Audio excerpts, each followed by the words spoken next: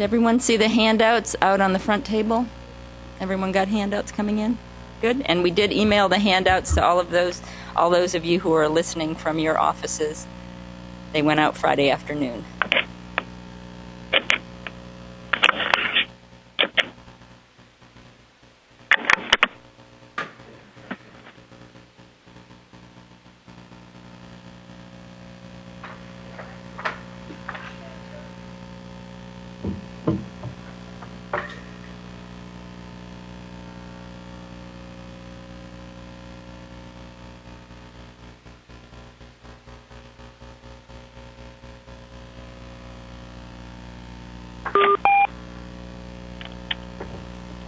Welcome. I think we'll start in 1 minute now.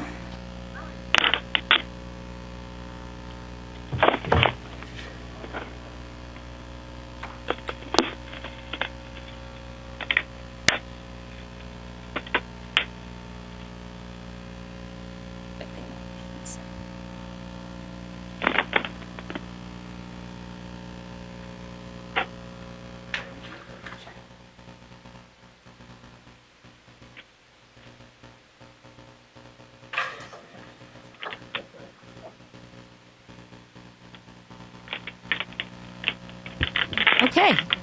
Well, I think we will begin the meeting now. Thank you all very much for joining us. I'm Julie Eklund. I'm Deputy Assistant Commissioner in the Division of Strategic Planning and Funding. I think many of you know by now that the agency underwent reorganization last October, November, and our division used to be Planning and Accountability, so now we're working very hard to remember our new name and the name of the other divisions in the agency. We're very happy to have you all here with us today. This is the University Accountability Peer Group meeting.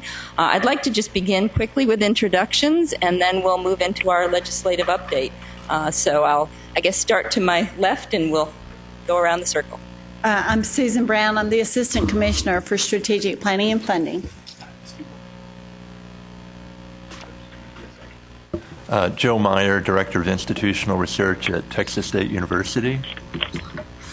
Beth Weist at Texas State University, also Associate Vice President for Institutional Effectiveness. Jason Simon, Associate Vice Provost for Institutional Research and Effectiveness, University of North Texas. Ginger Gossman, Senior Director of Innovation and Policy Development. Hi, thanks.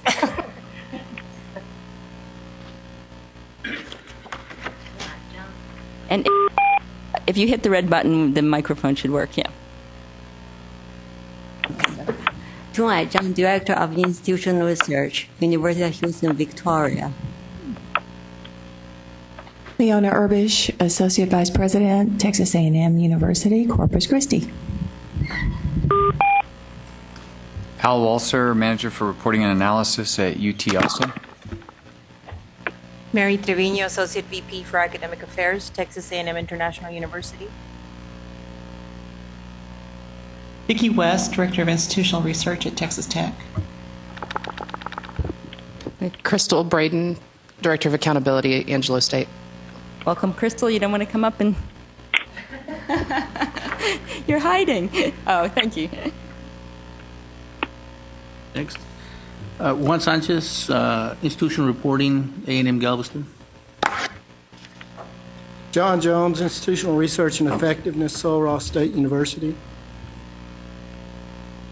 Sharon Bailey, Director of Institutional Effectiveness at University of Houston, Victoria. Okay, and then if one at a time, those of you who are listening in would like to introduce yourselves, hopefully this will work. Maybe wait for a pause and then jump in. Anybody willing to jump in first? Okay, I think so. Yep. Okay, thank you. And I do want to remind you to please put your phone on mute and not on hold, because if it's on hold, we'll get your Muzak. So if you could put on mute. But those of you who are listening from your institutions, why doesn't someone else try to jump in and introduce themselves? We'll see if this is... All right. Lawrence Redlinger, Executive Director of Strategic Planning, the University of Texas at Dallas. Welcome. Thank you. Mark Hamner. I'm an assistant provost at Texas Women's University, working in the Department of Institutional Research and Data Management.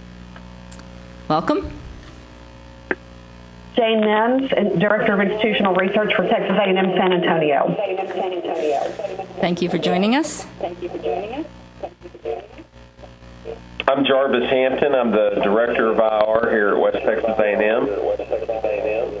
Welcome. Denise Watts, Institutional Research, UTPB. Thank you for joining us. And anyone else on the phone call who would like to introduce themselves? Marcelo Paredes, Assistant Director, Institutional Research, UT Pan American, on behalf of SJ Seppi. Thank you for joining us. Karen Hall, Director of Institutional Research at Stephen F. Austin State University. Hi, Karen. Thanks for calling in. Anyone else? Roy Matthew, University of Texas, El Paso. Welcome, Roy. Thank you. Okay, so it sounds like we've got about half the folks here and half the folks listening from their institutions. Glad to have you all here. Hopefully everyone did receive the handouts. I actually have a couple of things I want to announce. One is that this meeting is being broadcast over the internet, so just please be aware of that as you participate. And also, I just wanted to quickly go through the agenda because we didn't. I wanted to explain to the folks who are listening in how we're going to work the afternoon session. So this morning we're going to have a legislative update from Susan Brown. She also might talk just a little bit about the workforce studies that were conducted this year. Then we're going to jump right into our new long-range strategic plan for Texas higher education. This is the third accountability meeting we've had. That particular item on the agenda took a long time for the community colleges and the HRIs, and we get some wonderful feedback. So I expect that will be a large chunk of the morning. We'll be talking about the new plan. We're also going to talk about the redesign of the accountability system because of course, as you know, our current accountability system is organized around closing the gaps, so that we will have a new system, and we'll talk about that. We're also going to just spend a little bit of time looking at our metrics. We've handed them out, having folks sort of let us know which metrics they feel like are most important, which are less so. We're going to have a redesign. We don't know exactly what the new system's going to look like or what metrics will be included, beyond, of course, our new goals and targets. But we do want your feedback on that, and we want to begin that conversation. And then if we have some time, I've got information about where we are with closing the gaps, but that will just be in terms of how we're doing time-wise. But then in the afternoon after lunch, we are going to break out and talk about out-of-state peer group selection. And so, of course, we're going to need to be in 4 different places, so we're not going to be able to broadcast that part of the meeting. But what we are going to do, and I realized this morning that we needed to do something to fill you in, those of you who are listening at home, is we'll come back and we'll have each group give a brief summary of what they talked about. Nothing definitive is going to be decided today. This is just going to be a conversation, and institutions are going to have to go back to their leadership if they are going to propose any changes to their peer groups. They're going to have to go back to their leadership and get confirmation.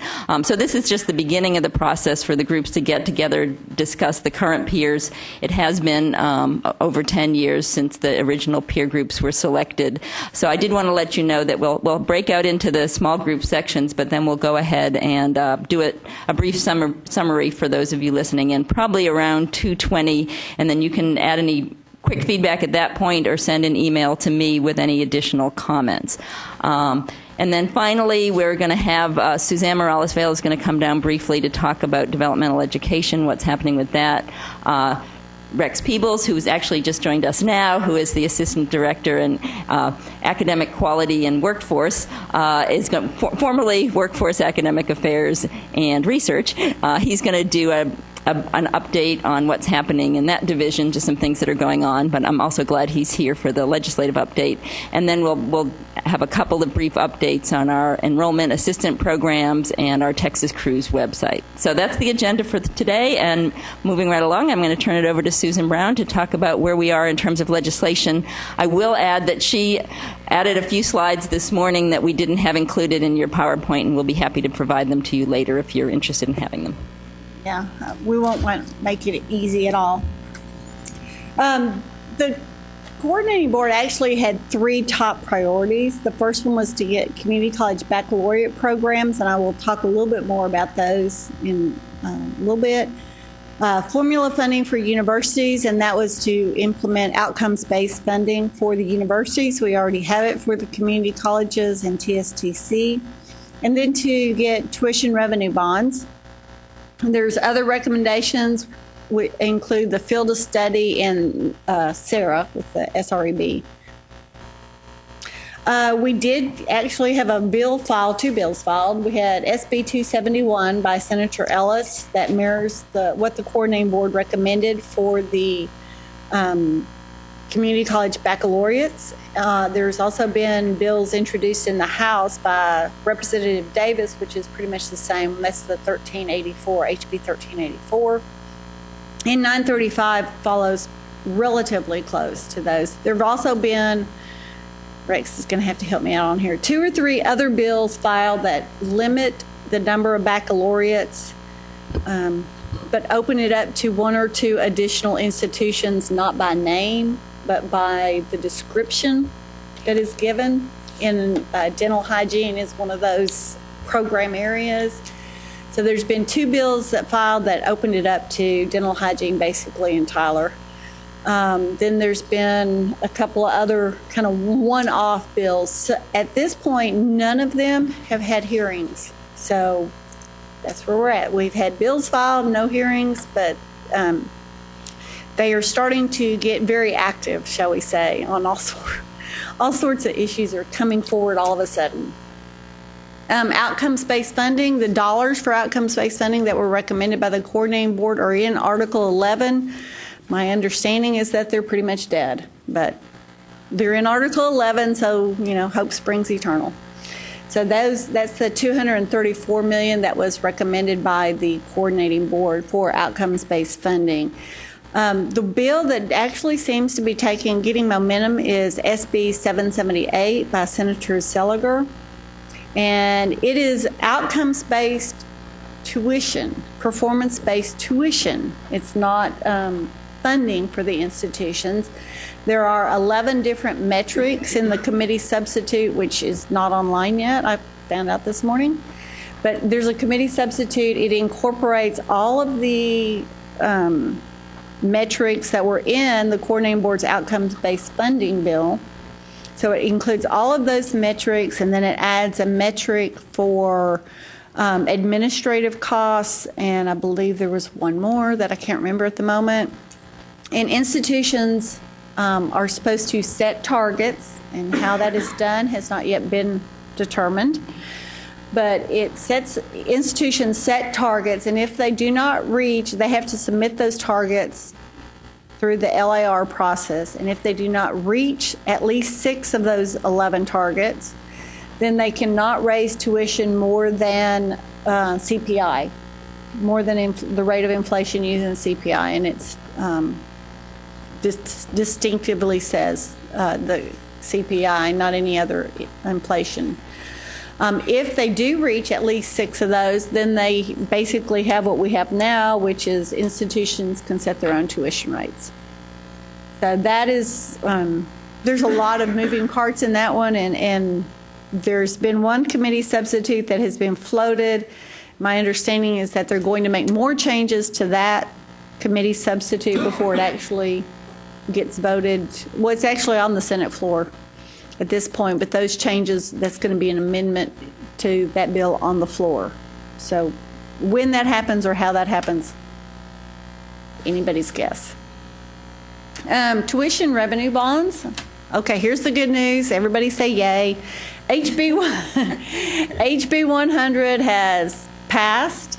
It is headed to the House floor, or maybe even headed over to the Senate at this point. It is tuition revenue bonds. It's a very comprehensive. It allocates out about $245 million per year in debt service.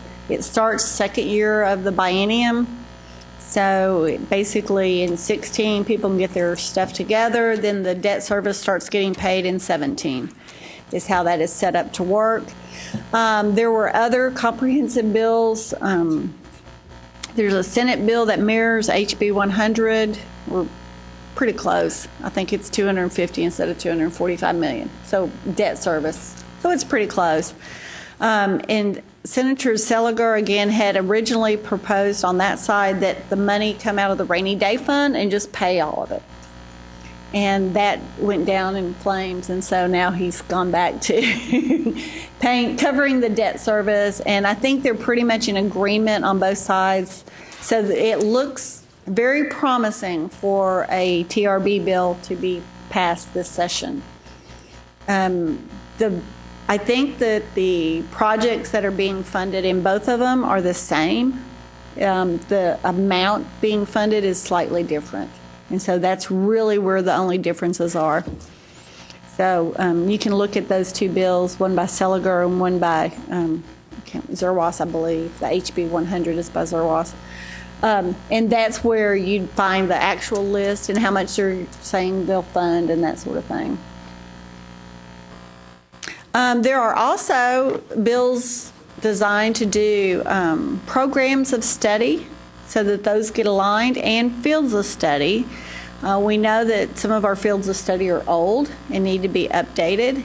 And then we have in here we've asked for funding, and hopefully we'll get it, to actually have more fields of studies developed so that to help the transfer. Transfer has been a big discussion point this year in the session, and it has been in multiple years, but this is to facilitate the alignment across programs. SB 1189, which was for the fields of study, was heard last Wednesday and moved on out of the committee. Sarah is the next thing. This one was heard and moved out of committee last time as SB 1470. It establishes the coordinating board as the portal. Hopefully this would actually save all of our institutions a lot of money by y'all not having to go out and file for all the different states that you want to be operating in. It would be a one-time thing. So I don't think we heard anybody but say anything against it, so cross your fingers. We hope that this goes on through. It's on the Senate side. Should go. It hasn't gone to the Senate yet, has it? Has it been heard by the full Senate? I'm asking. No, I don't think so. Okay. It was just heard last Wednesday. Okay. Okay. So that's the Sarah. There are numerous other bills, and I don't think I have them on here. No. Numerous other bills on Hazelwood exemptions. I don't know how many of you are familiar. There was a judgment a month or so ago that currently the Hazelwood bill and the legacies, the veteran has to have started their service as a Texas resident. That was stricken through this judgment. It's being appealed. There are multiple bills filed to look at that, that take out the restriction out of code since it's already been stricken, so I believe that part will happen. So the bills range from just taking that out and everything stays the same to taking that out, and there's a requirement that the service member has to have been in place or been in the service for a minimum of 8 years. There's another one that says they have to have been a minimum of 8 years. They changed the cap from 150 hours to 120 hours. They cap it at 1 graduate degree. They only do the 4 years. They have a GPA requirement. The legacy student has to be under the age of 25. So what comes out, 2 of them are being heard on Wednesday in the House. There's going to be lots of discussion. We have been told that we are to have a 0 fiscal note because by statute the institutions have to eat the cost.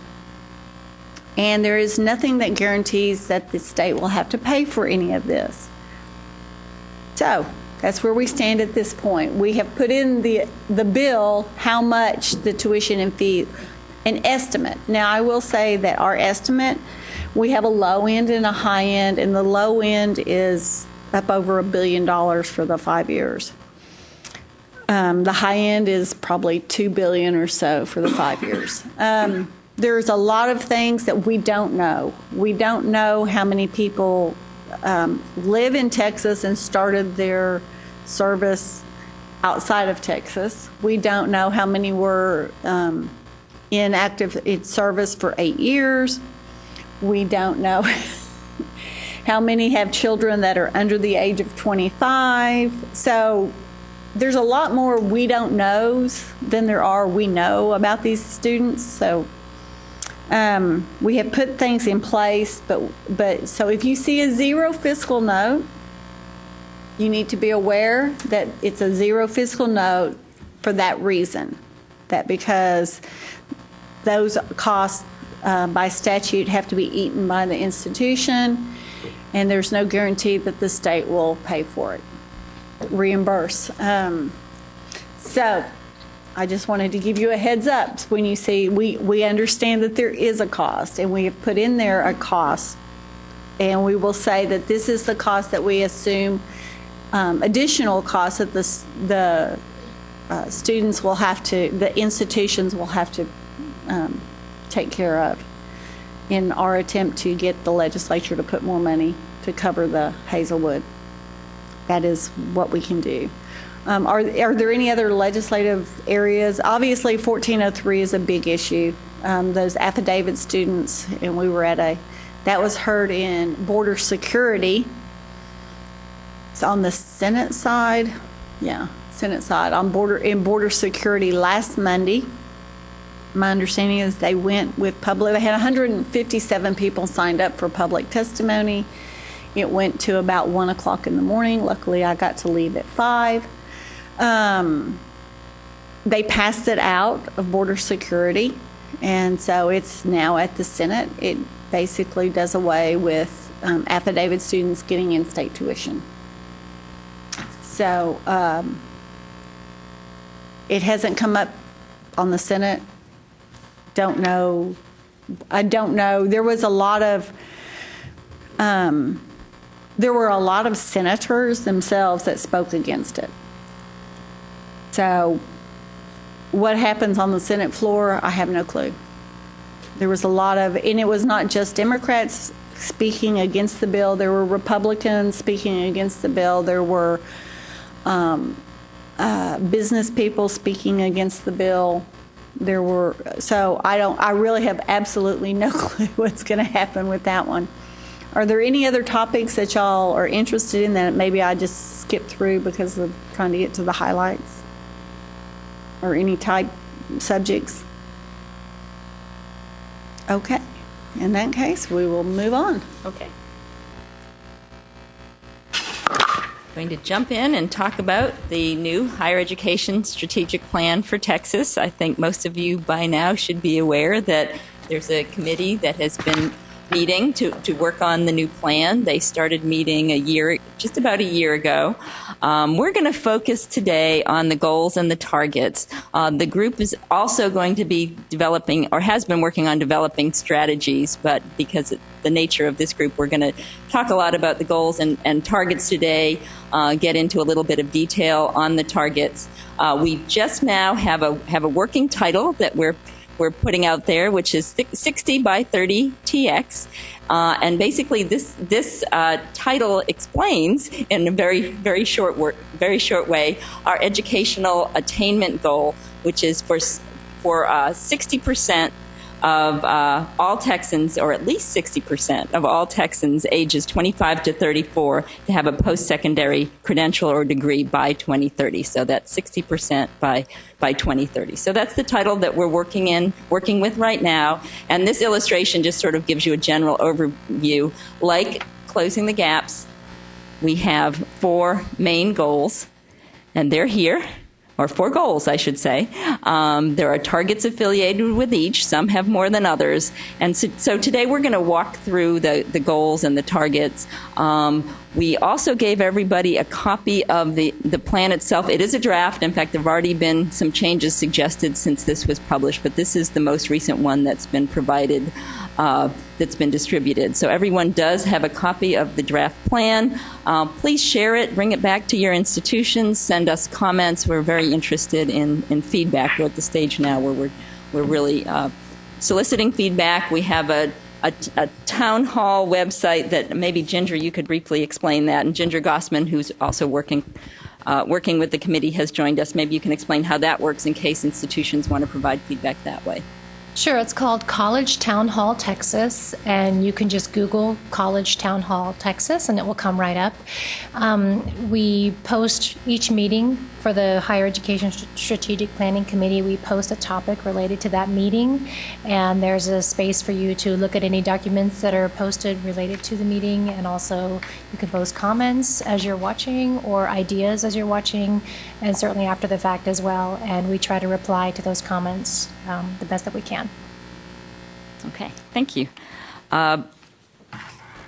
Let's dive in now to the goals and the draft targets. And it would be, again, it's very helpful to get your feedback. If you have any comments, or you're welcome to send emails if you have any feedback that you'd like to provide to us that way, or again through College Town Hall. Everyone has the handout with those targets. In our PowerPoint, we have just summarized them. So if you want to get your handout, that may be helpful as we move through.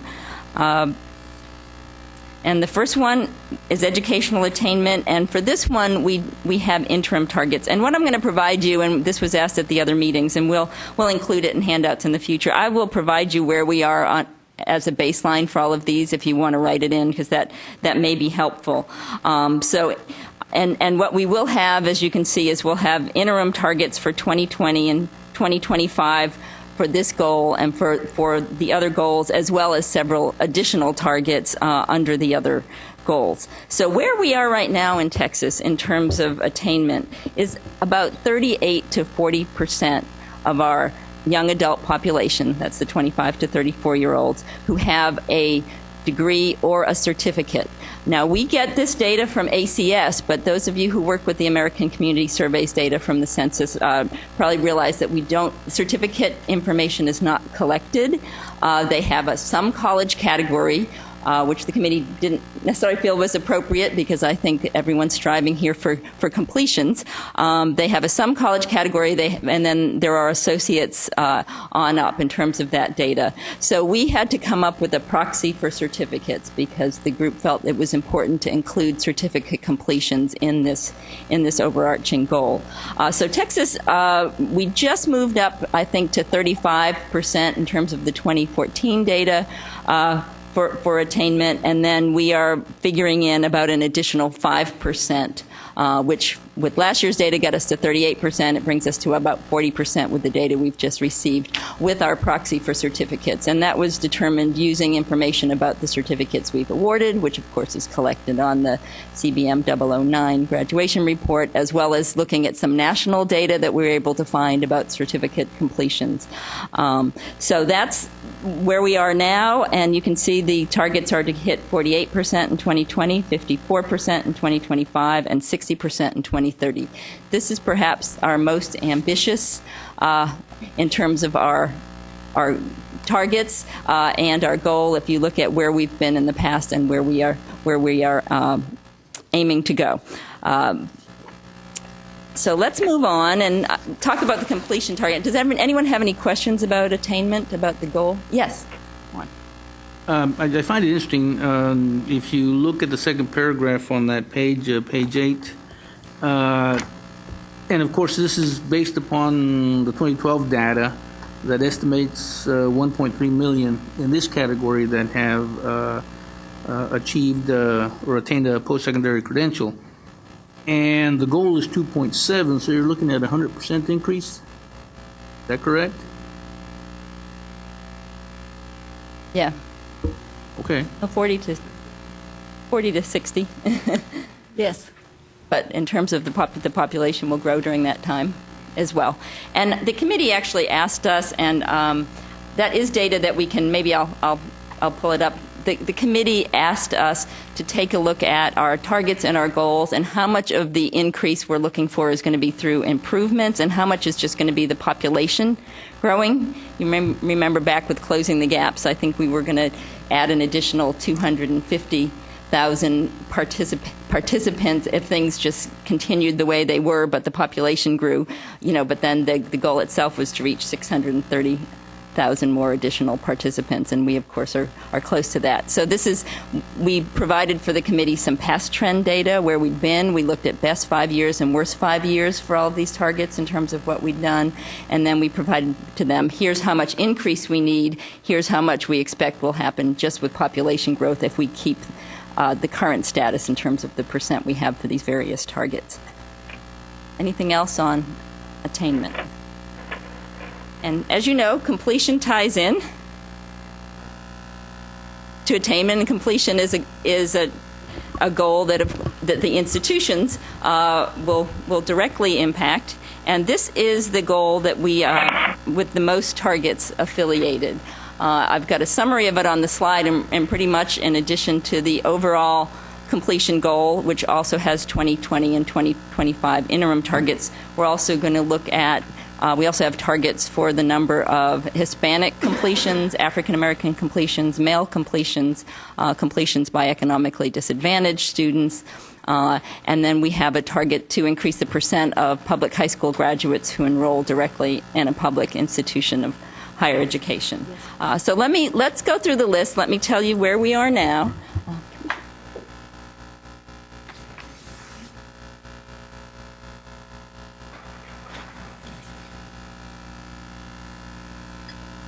And I'll pull up one or two of those behind the scenes, the work that we did, just to show you the type of thing we've been providing to the committee. I also would like, Ginger can probably go ahead and show you where we have all the materials for the meetings that we've been, in fact, every meeting that has occurred is available online, and it's under Closing the Gaps and the new higher ed strategic plan. So if you'd like to look at more of the data that we've provided in the handouts, it's all there. Okay, so we're going to Closing the Gaps. Rolling down to the plan. There's information about the committee and the committee members, and then you can go in. There were actually some excellent, the way that the committee meetings have been structured, generally there have been speakers in the morning, national experts coming in to talk about a range of targets related to the plan and to higher education, and then in the afternoons we've worked on the committee has worked on focusing on goals and targets, and there's some excellent presentations available there if you'd like to see those, as well as several pieces of behind-the-scenes data that if you would like to see more related to these targets, you can. So in terms of our overall completion goal, I do want to mention that we're including students who complete master's degrees. And this completion goal, unlike the attainment goal, which is just for the young adult population, 25 to 34-year-olds, the completion goal is for all completions and will include all completions. So it's based on the number of completions and not a number of students who complete. I think that's an important distinction. One of the slides that the committee members have provided the group looks at attainment in Texas, and this is one reason we're looking at the 25 to 34-year-olds. It looks at attainment in Texas and shows that we're actually going a little bit backwards in terms of where we are with our older population versus our younger population, whereas if you look at other countries, you see a really big increase over time. And if you look at, say, the 45 to 64-year-old population versus the 25 to 34. Some of that may have to do with changing demographics in Texas. Our Hispanic population does not have the same level of educational attainment as some of our other populations. So it's going to be the committee determined it was very important to look at that younger population because we want to make sure we're heading in the right direction based on where the population is going. Right now, we're at about 299,000 completions. So that's the baseline data. The target is to get to 376,000 in 2020, 455 in 2025, and then to reach the goal of 550 in 2030. Yes, Jason. full or degrees awarded? This is degrees awarded. So double majors, double kind of twice, or they kind of once? A double major versus two different degrees. You mean they get two different degrees? Yeah. Yeah. It counted twice if it's two separate degrees that are awarded. We took that into account when we were moving forward. We also took into account the number of people who get a bachelor's and then move on to get a master's, or an associate to a bachelor's. So those are included in the numbers. Yeah. And you'll see there's a one-page document in the materials online that relates the completion goal to the attainment goal. And we went back over time and looked from 98 to 2013 to see how many, who was completing, how many degrees per completer, and also we wanted to see for that young adult population over that period of time how many were completing, because obviously our attainment goal is just based on that population. So that might be helpful if you'd like to see how we broke that out. Okay. Oh, I'm sorry. And then let's talk a little bit about the Hispanic.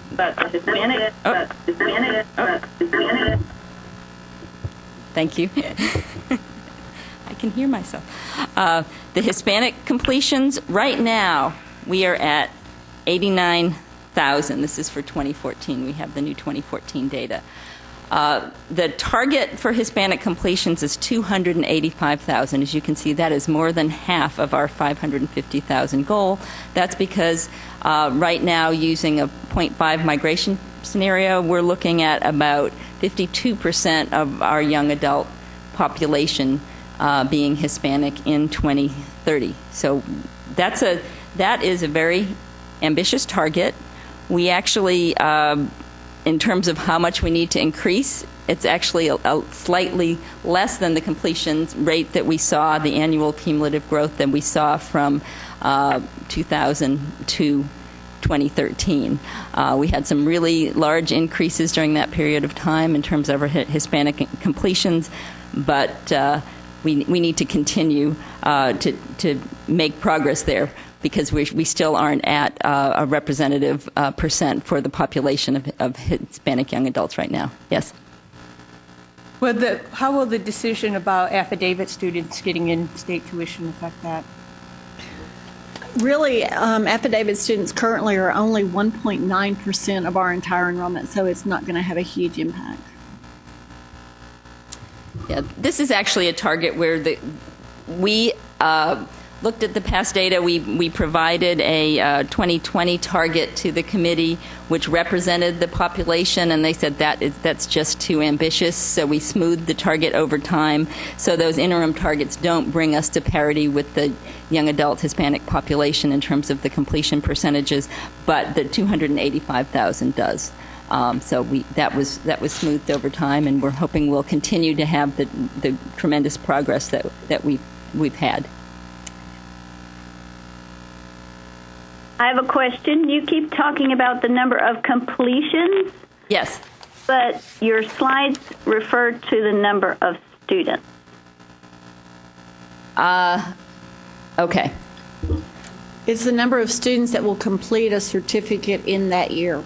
Right. So that's against what you just said when you were answering else's questions about number of completion.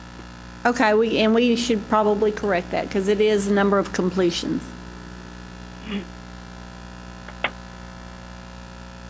Joe? I have noticed recently, based on some things that I looked at, that a number of public universities in Texas have been trying to get away from gainful employment certificate programs to avoid the burdensome, my sense is to avoid the burdensome federal reporting requirements. And I hope that this goal won't encourage universities to get back into those programs. I know they're, and so I think that's probably not the intention. It is not the intention. And so I wonder if some refinement could be considered where the certificates and associates would apply more to community colleges and not so much to universities. And truthfully, most of them are. Certificate and associates are pretty much all at the community college level. They are not, there may be some at the university level, but it's a very, very, very small percentage of the overall. Yeah, these are level 1, level 2, and advanced technology certificates. Perhaps maybe then clarifying that. Or bachelor's level. Perhaps, because I want to second my colleague's comment here. We have significant concerns with our master's certificates because of this issue. This is a this is a burden. Well, but, okay, I'm trying to see how this goal could affect what the institutions choose to do on that one. Well, if we have to meet a goal in terms of the total number of certificates or degrees awarded, and we think we're going to have a hard time achieving the goal, then wouldn't this encourage people to say, well, gee, we can just create a lot of certificate programs and that'll help us achieve our goal? Okay. Hadn't thought about it that way, so. Yeah, I see your point. And I guess one of the things we should think about then is whether we want to confine this to undergraduate certificates and associate degrees, perhaps. Because I take it that what you're talking about is certificates at the master's degree or beyond that are graduate level coursework that are combined into these certificates. And I hadn't really thought about it before, but they would be subject to gainful employment, or they could be subject to gainful employment rules. Yeah.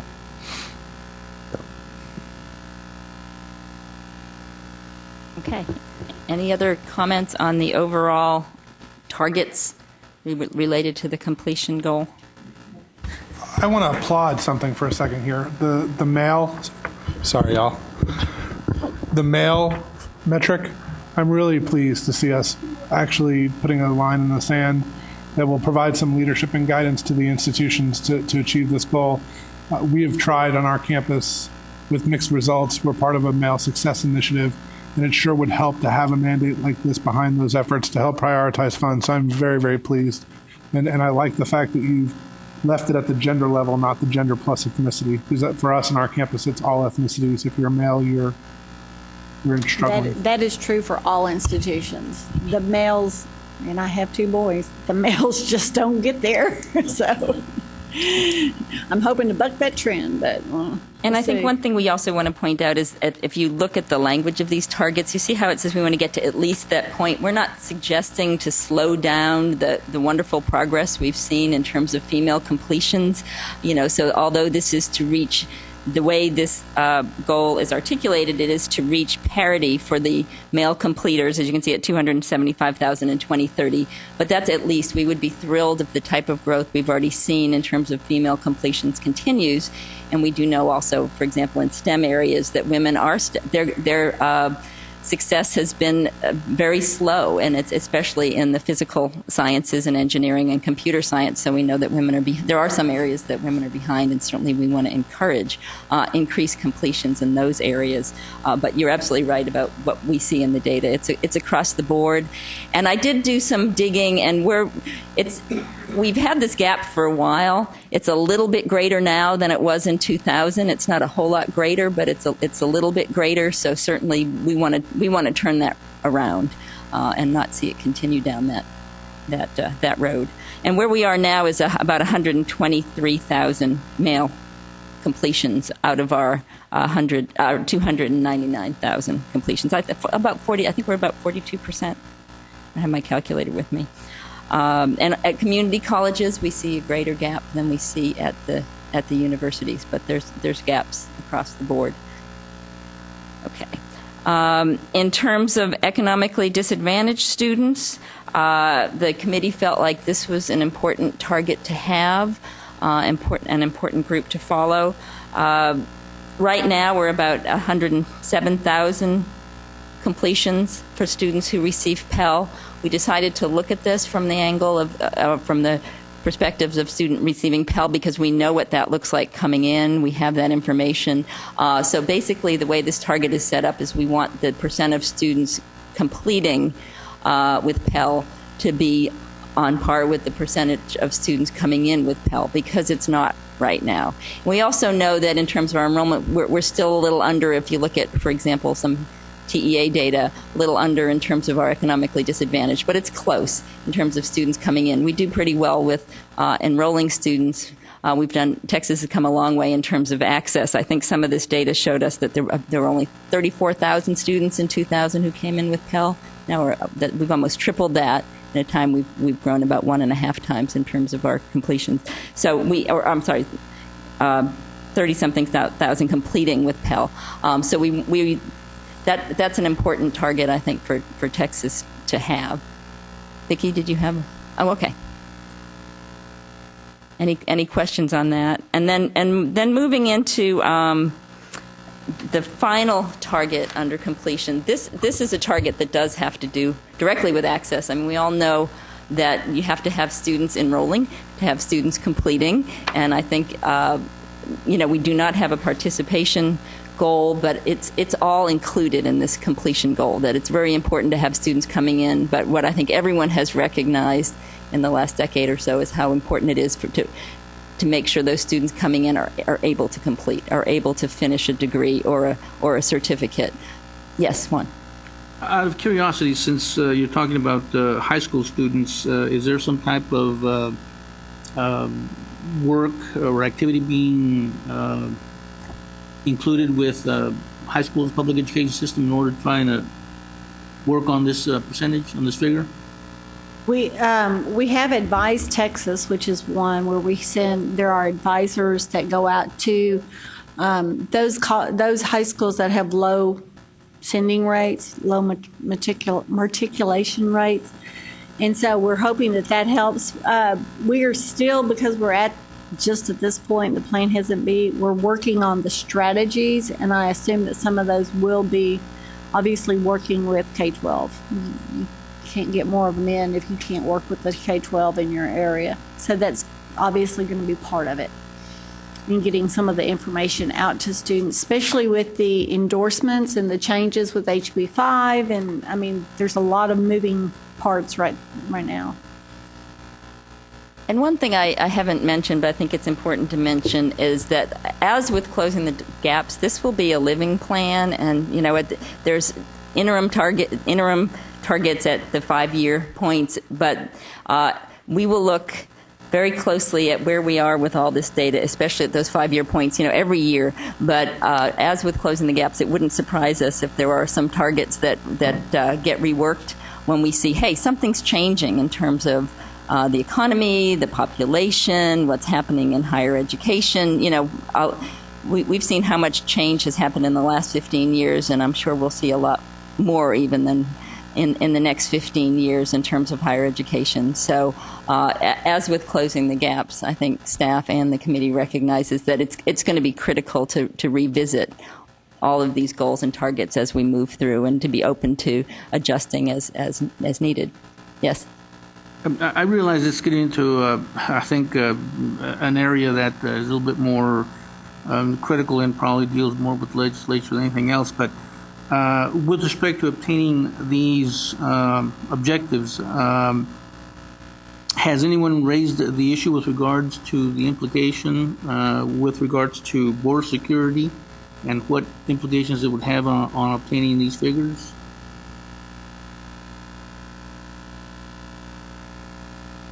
Not necessarily on the border security. I mean, if you're talking about the affidavit students, as I said earlier, the total affidavit enrollment is only about 1.9%. So it's a very, very small percentage of our overall enrollment in higher ed right now.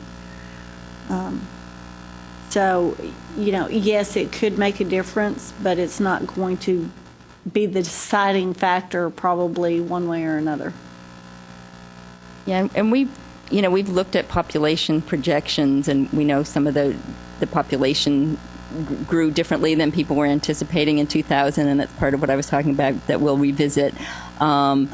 Right now, in terms of the population, we were the Texas State Data Center advises a 0.5% scenario, but we'll see in 2020 where we are in terms of what the population looks like. In terms of people coming in from other states, from other countries, to get a feel for where we stand on the plan and where we're going. So I think that's, for now, the best we can do is look at past trends and move forward with the best projections that we have in terms of what our population is going to look like. Okay. All right, and I did want to say that the high school to college one has been interesting. Like with a lot of our data, you really see the effect of the economy, and we know in the next 15 years we'll have some more economic swings. Maybe we hope not quite as strong as what we saw with the recession that we had. But what we have seen with high school to college is we were making a lot of progress. We had a high point of almost 57% enrolling, and now it's slowed down a little bit. How much of that is tied to the economy, we don't know. But it is pretty ambitious to try to get to 65% enrolling directly into public and independent higher education. That number does not include students going out of state or going to career schools. So we're guessing if we get to 65, we'll really be at about 75%. And nationally, we're behind. I think we're at about 62.5% right now nationally based on data we recently looked at. There are some states that are beyond that 65% now, in fact, quite a bit beyond. But for Texas, I think it's important to have this focus. And we do know that students coming directly from high school are test as more ready than students who are not coming directly from high school. I think we had a 72% TSI met rate for those coming directly from high school last year versus about a 40% for students who didn't come directly. It is important for students that the information is fresh. They've just finished school. It is important to encourage students to enroll directly in higher education, whether it is for a degree or into a certificate program. So that's the last target under completion. Anything else about completion, or we'll move on to yes. Could you just Leona. quickly give those numbers again for what you're showing as current? Sure, I'd be happy to. So for our baseline for the, and I'm just going to go right down the line, we're at 290, and I'm going to round. I've got the exact numbers, but I'll round. 299,000 in terms of overall completions. That's including the master's degrees, so that's why it doesn't match closing the gaps. Okay. We're at 89,000 for Hispanic completions. We're at 38,000 for African American. We're at 123,000 for male, 107,000 for economically disadvantaged students, and 53.7%, I believe, for the percentage of students enrolling directly. Thank you. And that's at 2014. This is the 2014 data. Yeah. And with the committee, we've actually included the baseline. If you go back and look online, we've got a lot of 2013 data. That's what we started working with. So these baselines are available online. Okay, I'm going to hand it over to Ginger Gossman because she's been working closely with the marketable skills goal, so she'll walk you through that one. That one looks a little bit different than our completion goal. Oh, and I do have this one. I did want to show one more slide. I'm sorry, I just added this in based on our discussion at the other meetings. In terms of completion and understanding of all the things that go into that, and that includes the access and the participation as we discussed, and understanding that there's a lot of pieces that work towards the completion.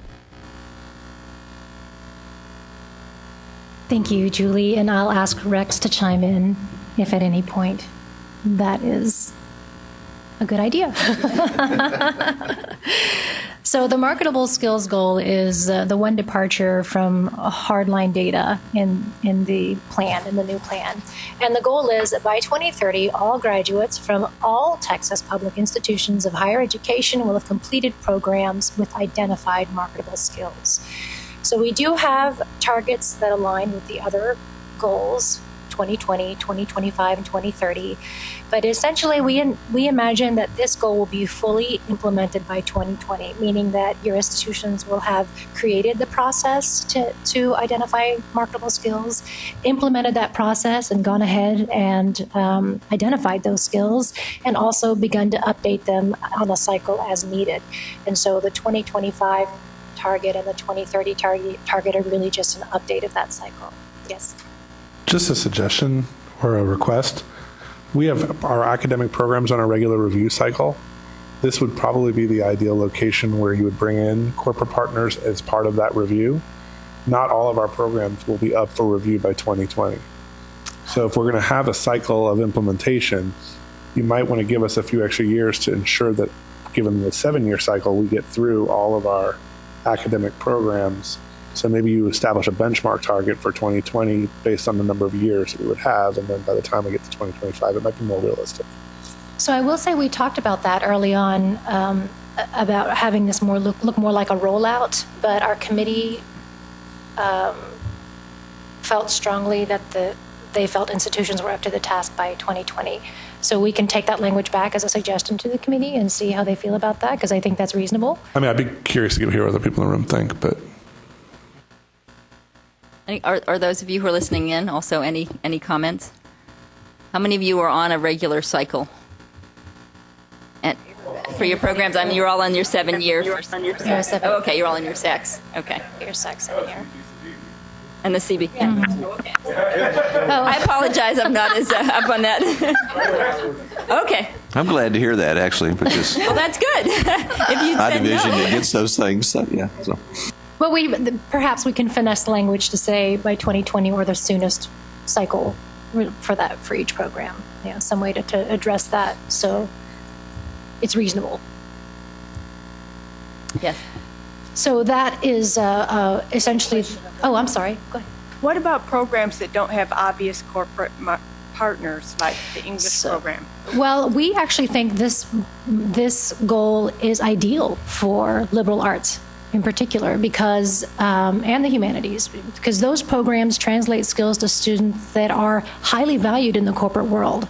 And while this is our workforce-oriented goal, this is not to say that the only reason a student goes to higher ed or earns a credential is because of a workforce reason. We understand the higher calling for higher education, and this is a nod to that, if nothing else, because students are learning critical thinking. They're learning collaboration. They're learning highly valuable leadership skills in those courses. Yeah, I'm from the English background, so I have no problem seeing marketable skills in English. But are we going to have to document that we got requests from corporate partners for critical thinking skills? No. Mm-mm. What you're going to have to do is be able to identify those. What we have heard is that we have a lot of students who graduate with these skills, but they don't know how to articulate those skills to, on a resume or to during an interview or to an employer. And we want to make that change so that they understand you've identified them, and then they need to be able to identify them to the employers. Okay, so it's sufficient to have the faculty and the students articulating what's marketable, and it's not necessary to have evidence that a corporate partner also agreed. At this point, that the way this goal will be implemented, our strategies, we're still working on them. Just like closing the gaps, we are confident that you will come up with creative and innovative and effective ways to help reach the targets and the goals. I don't think we're going to be asking for evidence from your workforce community of what is in high demand, but we do think it's a good idea for you to engage your partners and ask them for feedback. But I don't, in terms of providing evidence of it, I don't. But in some fields, I can see it would be easy where we are feeding certain corporations, where our graduates are going into certain corporations. That'll be easy. And programs with accreditation will be easy because the accreditor is identifying marketing skills. Okay. But having our communication program go down to Caterpillar, and then a little bit later our English program goes down to Caterpillar, and then Caterpillar may say no more. Well, I think that I think you raised an excellent point, and so I think it's important to keep in mind that there are fields and disciplines that have sort of natural corporate partners. I mean, if you are in the world of accounting, then you have accounting firms that have natural partners. But in the world of English literature, it's not quite so clear. Now, technical writing you may have, but I think it would also, on the other hand, be actually it is fairly easy to document the case that there are any number of corporations out there looking for people who have excellent communication skills, both written and oral, and so forth. So, no, I mean, I don't know, as a part of identifying these marketable skills, that will be largely left to the institutions to figure out how they're going to do this and how to go about identifying those. I think it's also important to keep in mind that the notion of marketable skills is somewhat outside of those things that you would typically expect students to leave a program with. Okay, SACS has already required every institution in the state of Texas that offers a degree in something to identify what the student learning outcomes are for that program and to the extent to which students are attaining those things. And so in that sense, you have, and in some fields, like accounting, for example, you really do have an identifiable marketable skill. Those folks are supposed to be able to do accounting when they leave the program. What is not quite so readily identifiable in an accounting program is can they also critically think and can they provide and can they competently communicate both written and orally. And so to some extent it's just this notion that everybody exits university or a 2-year or 4-year school, they exit a program with certain skills, some of which have been clearly identified through program level outcomes, but some of which have not been so clearly identified and but yet they're nevertheless taught in the course of that program. And so the marketable skills goal is designed to try to get at that issue. And you know, I mean, I think it's important to understand that part of this whole idea emerged from an original notion that I think is very popular in the United States right now, or at least has some popularity in the United States, especially among the corporate world, and that is that what education ought to be doing is training a person for a job. And you know, and I've often told people I think we have to, with the revision of the core curriculum, for example, that we have to get away from this notion of training people for the career of their lifetime, and we need to be training them for a lifetime of careers. And part of that training for a lifetime of careers is to identify those things that they can come out of a program with and do, regardless of what it is. And I think this is particularly important for the humanities and, to a lesser extent, maybe the social and behavioral sciences, where you can exit a program. And I give you an example I always give people from my own experience in political science, you know, and that is when I exited all of my degrees in political science, then, you know, when I got a PhD in government, then I'm supposed to be an expert in government, and so I'm supposed to be able to tell you stuff about interest groups and political parties, and in my case, political philosophy and what Machiavelli thought and what he was up to when he wrote his 10 discourses and the Prince and so on. But in the course of all of that, I also picked up a fair amount of statistics. And so it occurred to me years later that I learned enough statistics as an undergraduate in a political science program to have actually run the quality control department at a plastics manufacturer that I worked at for a while. Okay, but no one told me that in the course of that bachelor's degree in political science that I was actually also developing a marketable skill in statistics that I could actually take and apply to a broad range of things. And so that's really what this whole thing is designed to get at. And so, you know, but the short answer to your question is no, you're not going to be required to trot in, you know, some corporate person who's going to write a letter and say, oh, yeah, we demand that you're, or we would not demand, but we really would like for your English graduates to be able to do these things.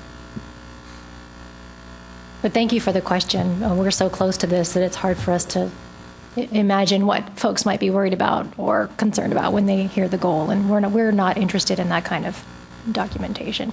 We are inherent in the goal, and what may be something we need to make more explicit is that you will, once you identify marketable skills for each program, that they will then be communicated to students. I also want to mention we do the actual target itself talks about in collaboration with business, but it also says and other stakeholders, and there's an understanding there that this does not have to be about business group. You might have someone a social work program where, you know, you're going to be working with the state, you know, or maybe working with doctors' offices on certain, you know, there's going to be a range. There's going to be community organizations. You know, it's not just about working with business. And that's why we included that other stakeholders. So.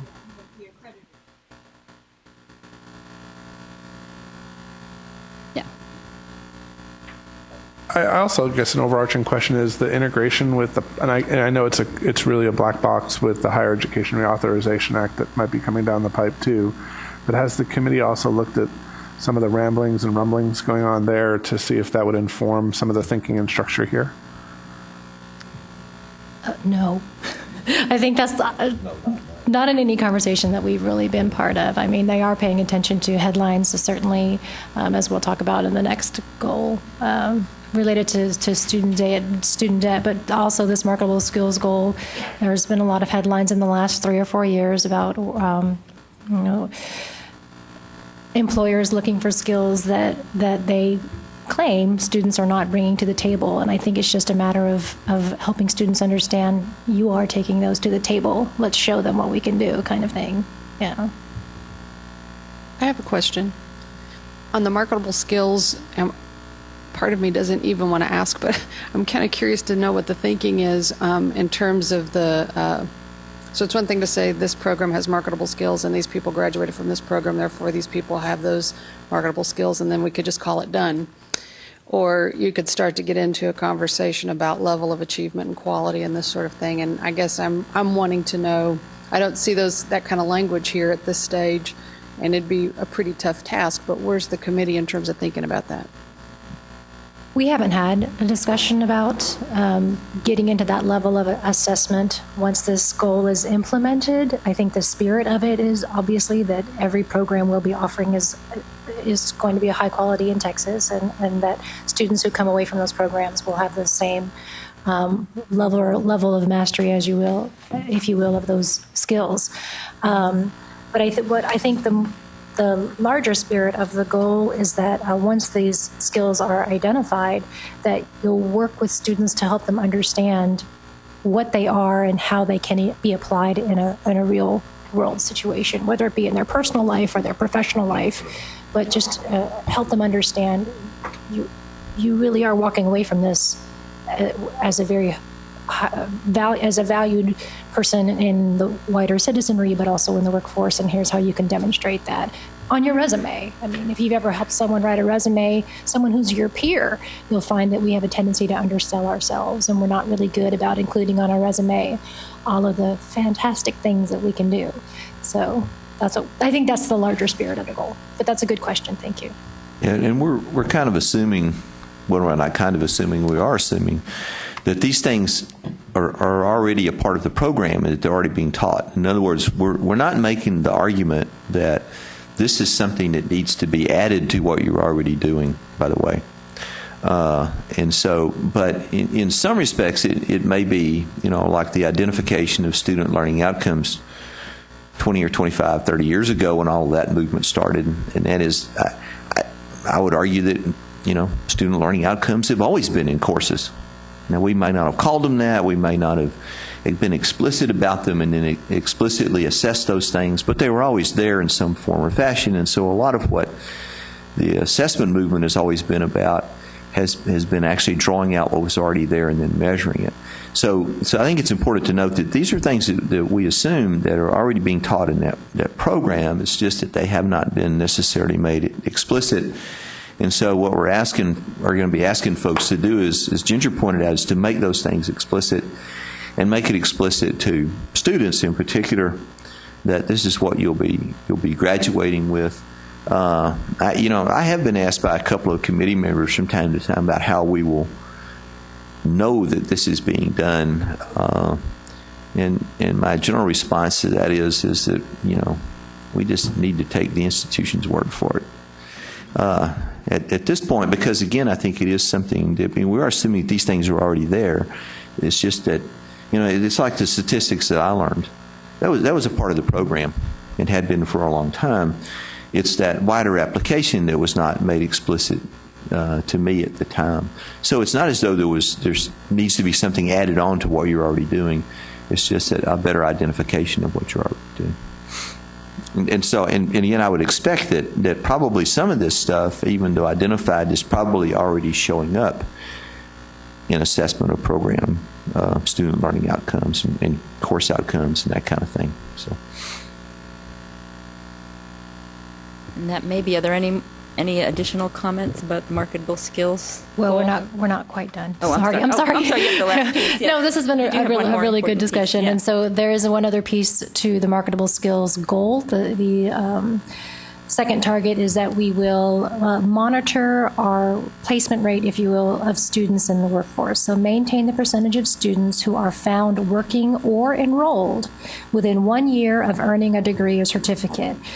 And so this target is really a gauge of what's happening in terms of where students are going 1 year after they complete a certificate or a program. So we've been within about 5 percentage points of 80% for the last 15 years. And we're just thinking that that sounds reasonable since we've been within 5 percentage points of that 80%, that we're going to maintain that over time. And what this really is a way for us to watch what's happening after students exit our programs or exit our institutions. If this falls to 70%, something has changed, and we should try to understand what that change was. If this goes up to 90%, then something has changed, and we should be aware of what that change is. And that's the way staff are thinking about this target, and I think that's the way the committee is thinking about this target as well. This is something that we've tracked for years. I think people are aware of that, and we're hoping that moving forward we might be able to get additional data and not just be able to look at students who were found working in Texas, but also in other states. And I know there's some movement towards trying to get some better data there. That could be a while, but when that is available, that might be, that's an example of when I talked about the plan may be updated to reflect the current situation if we are able to better track our students beyond Texas, not only in terms of their employment, but also the enrollment, because right now we can track enrollments in Texas. We don't have clearinghouse data to track outside, unfortunately. Okay. Well, I think the earlier discussion was a good segue into our last goal, our student debt goal. And in fact, Rex has to head off to a meeting, so thank you so much for staying with us. I think it's the same one that Susan has gone to, so I appreciate him staying here for the marketable skills discussion. And, as we talk about degrees of value and certificates of value and quality, the student debt goal really is important in terms of making sure that students are able to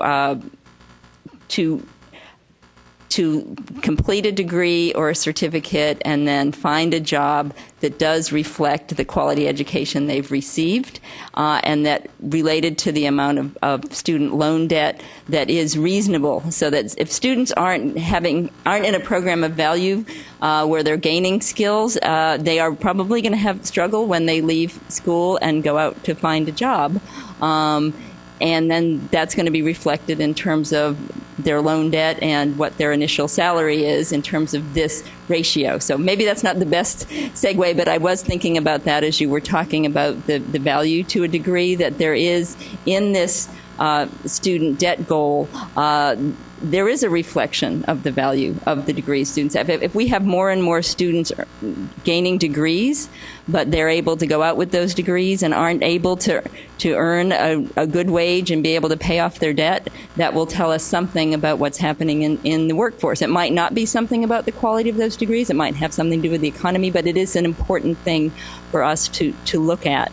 And so that's where we, in terms of the student debt goal, then what we're looking at is that by 2030, undergraduate student loan debt will not exceed 60% of first-year wage for graduates of Texas public institutions.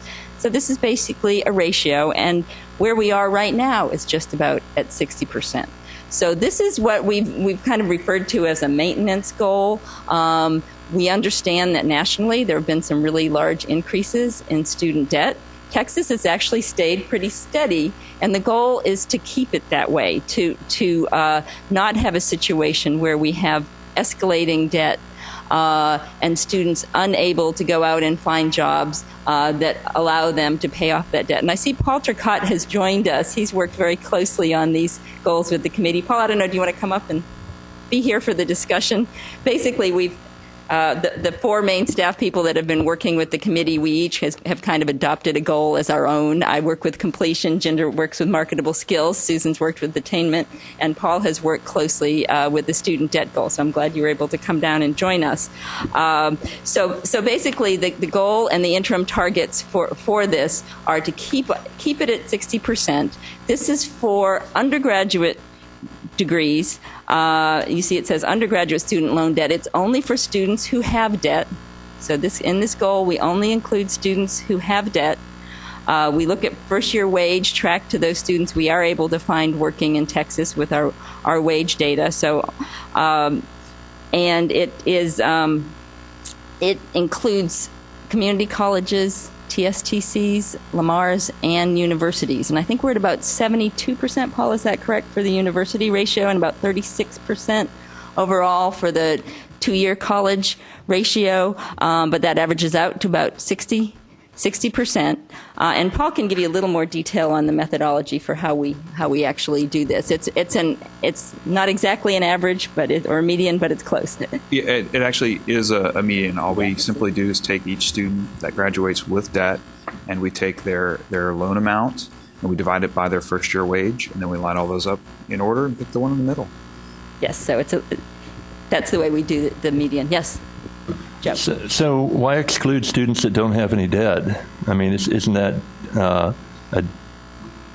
de-incentivizing graduating students with no debt? It would be better to graduate a student with some debt than no debt, because otherwise they're not going to be included?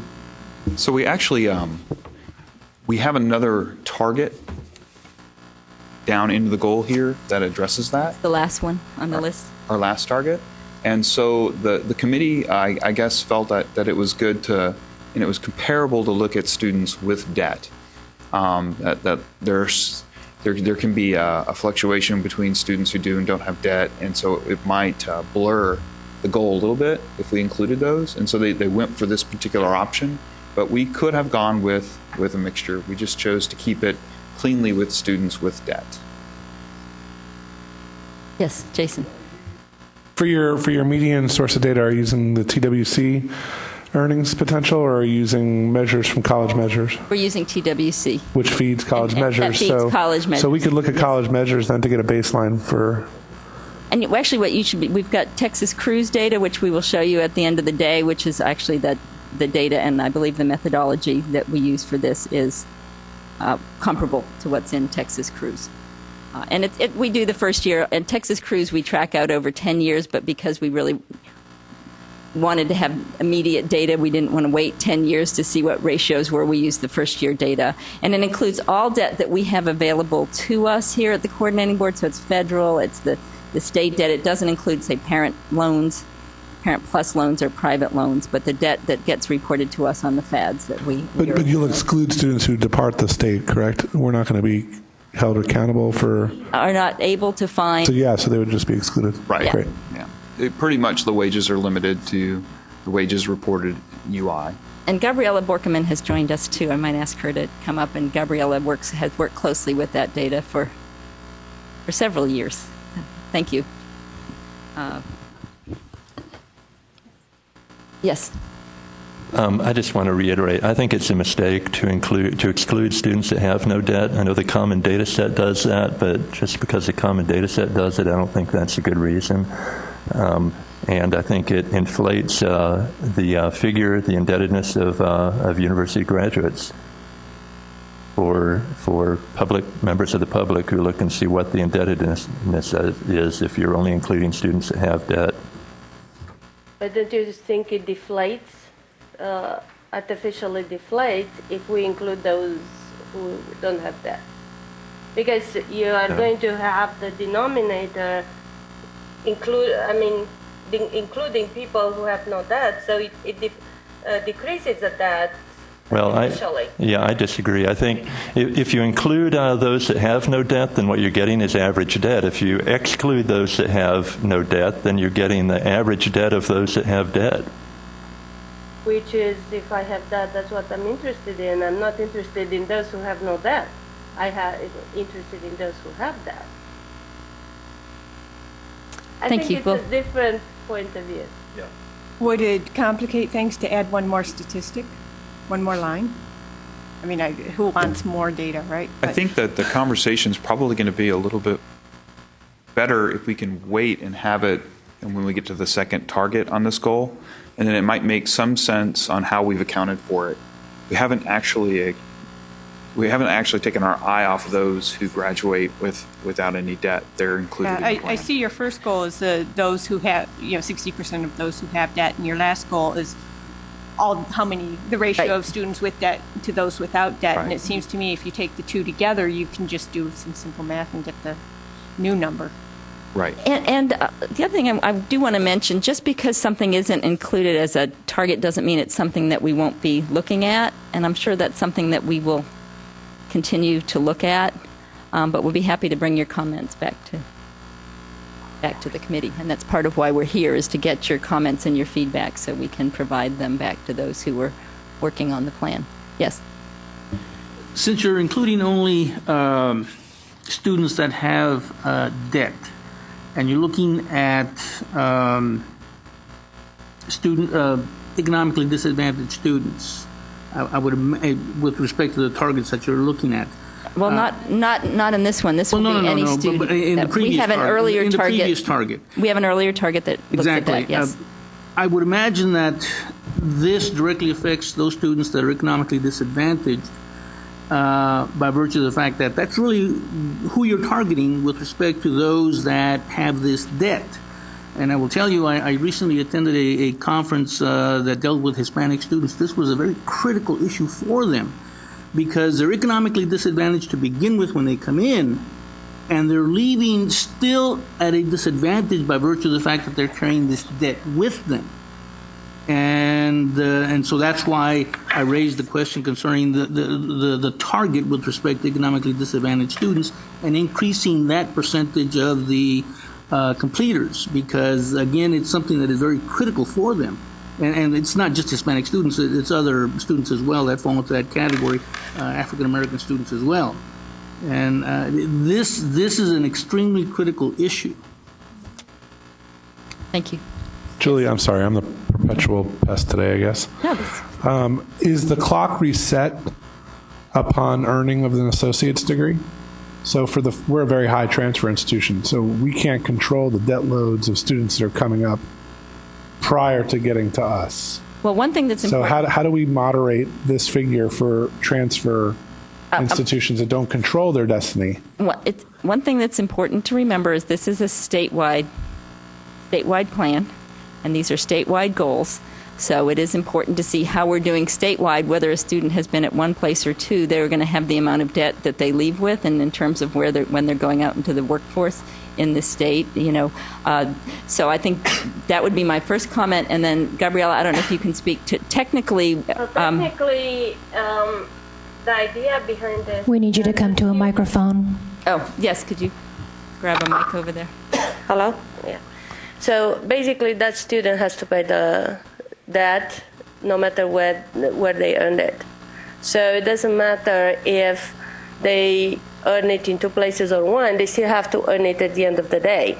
What we take into consideration, though, is if they earned another degree, so if they earned another bachelor degree prior to that, or if they earned a bachelor degree and after that they earn an associate degree, then they are not included just because of the difference in that due to other degrees, not the one that actually is considered. Right. So but those are the only people excluded. Right. But if the associate is earned on the way to a bachelor's degree, it's still included. It's included because that is part of that student's bachelor's debt. And as you know, we have a pretty high percentage now of students in Texas who have completed hours at community colleges, like a third with over, I think, 30 hours. So Julie, it is. Do you and theoretically, it should be a lower debt incurred at the community college than it would be at the same institution. So in a way. Yes, it may make a difference and actually show up as a lower debt for those students who are at a community college because of tuition costs. But several factors, as we know, go into student debt, and I think we can. But as we talk about what accountability might look like, maybe this is something to think about when we're showing. That's where I was And I going with think this, the- is the institutional responsibility. Yeah, and I think- because this is going to be a tough nut to crack. And even as we were talking about earlier about showing overall debt average, those types of things, there's information that we can provide in accountability to provide context to these goals that all of you might think is very important. And that's going to be a lot of the discussion, especially as we move into next year, a lot of the discussion around our new changes in accountability. So this is absolutely the type of conversation we need to be having. What information is going to be important for people to know institutionally related to these goals. Yes. And I know, Julie, something we had to put together in our office in Corpus was just this division of the amount of debt that students came into our institution with and the amount of debt that they left with. So it was separated out. This was for something else. It wasn't for you, I don't think. Okay. Yeah, no, that's... Yes, Vicki?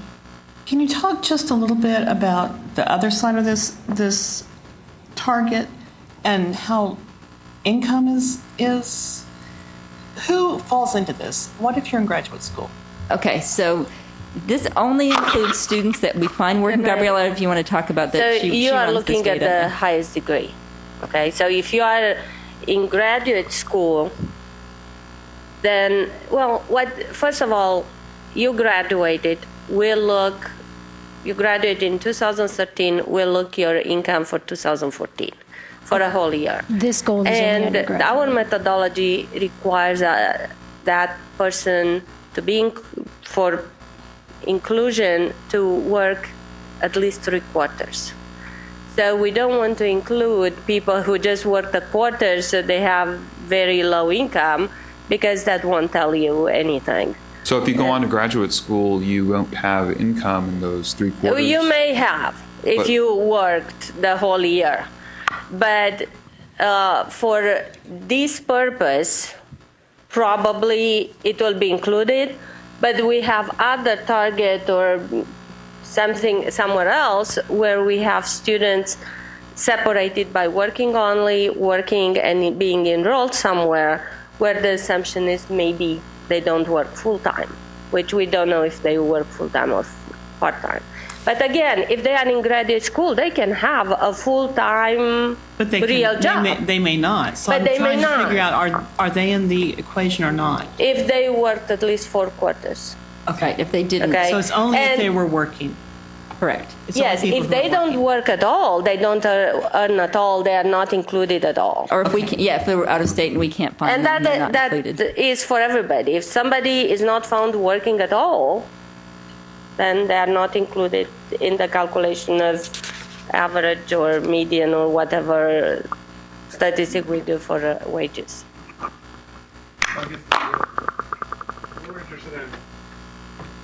So we're really more interested in appropriate employment for their degree program, not necessarily underemployment.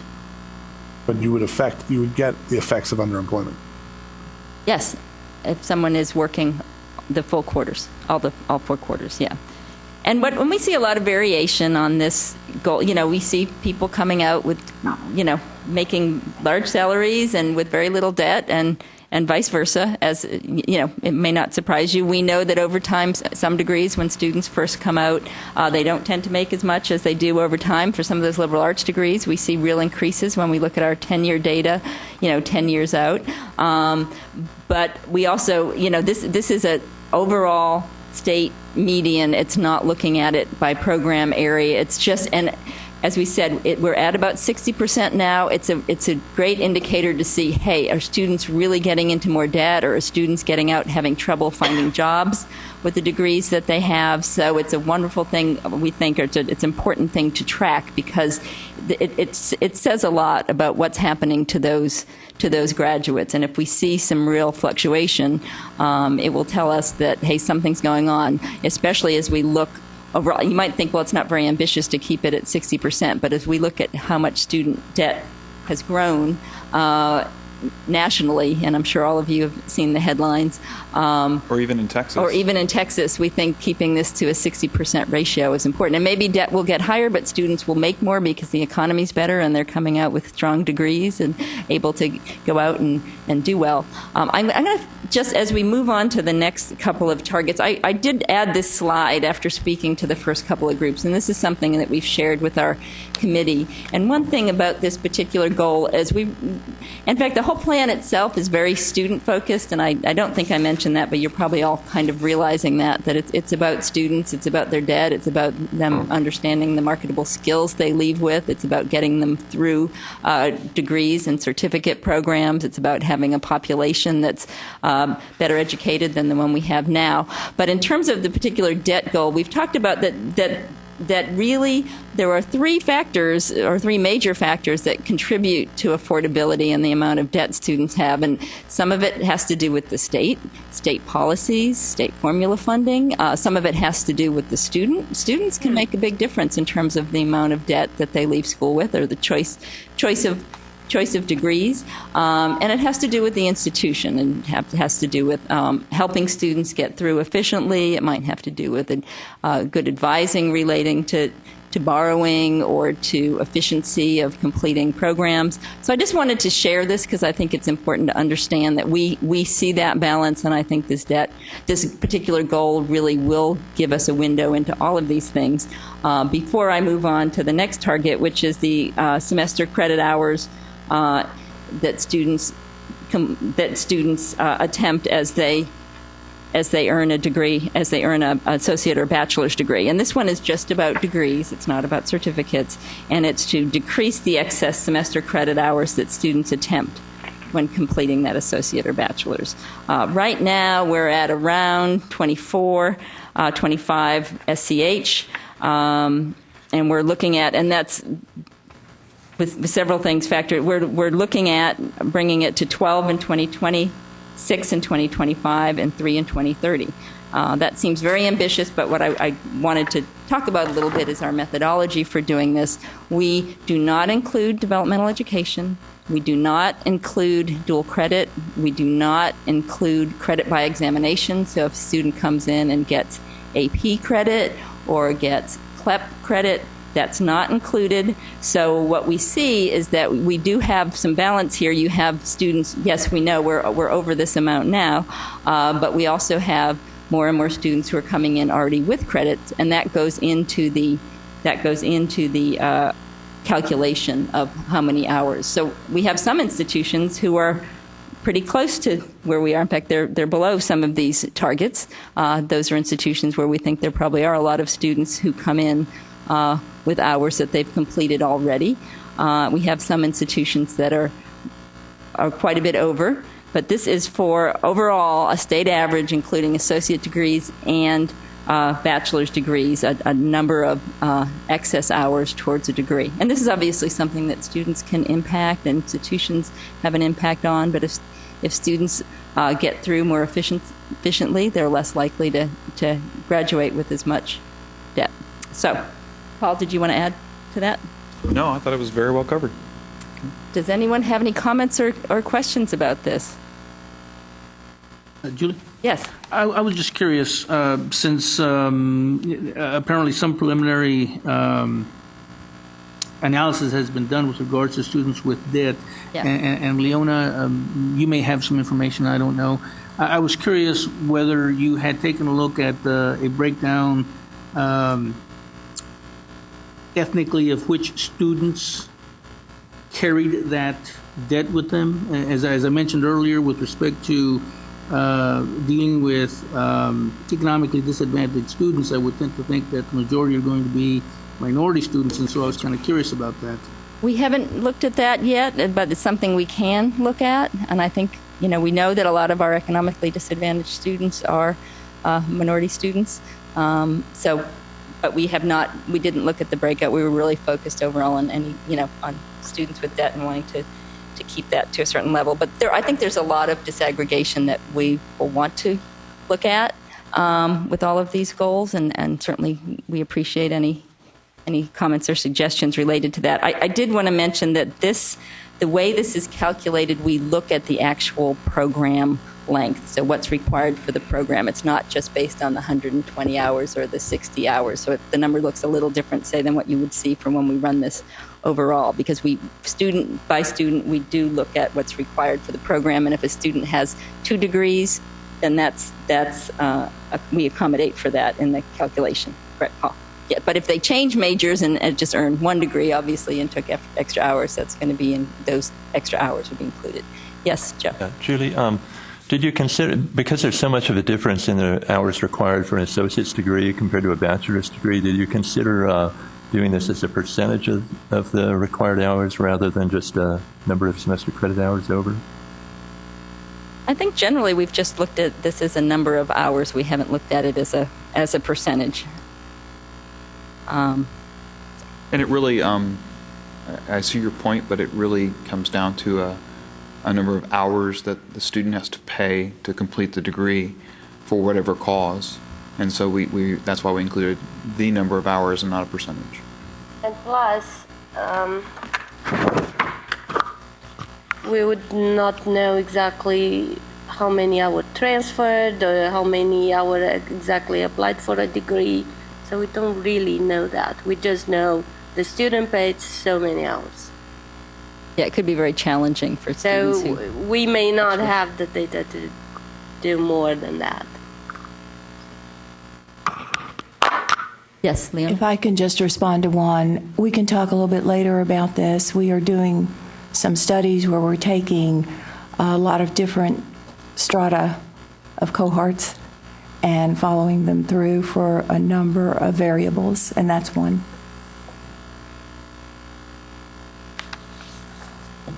Okay.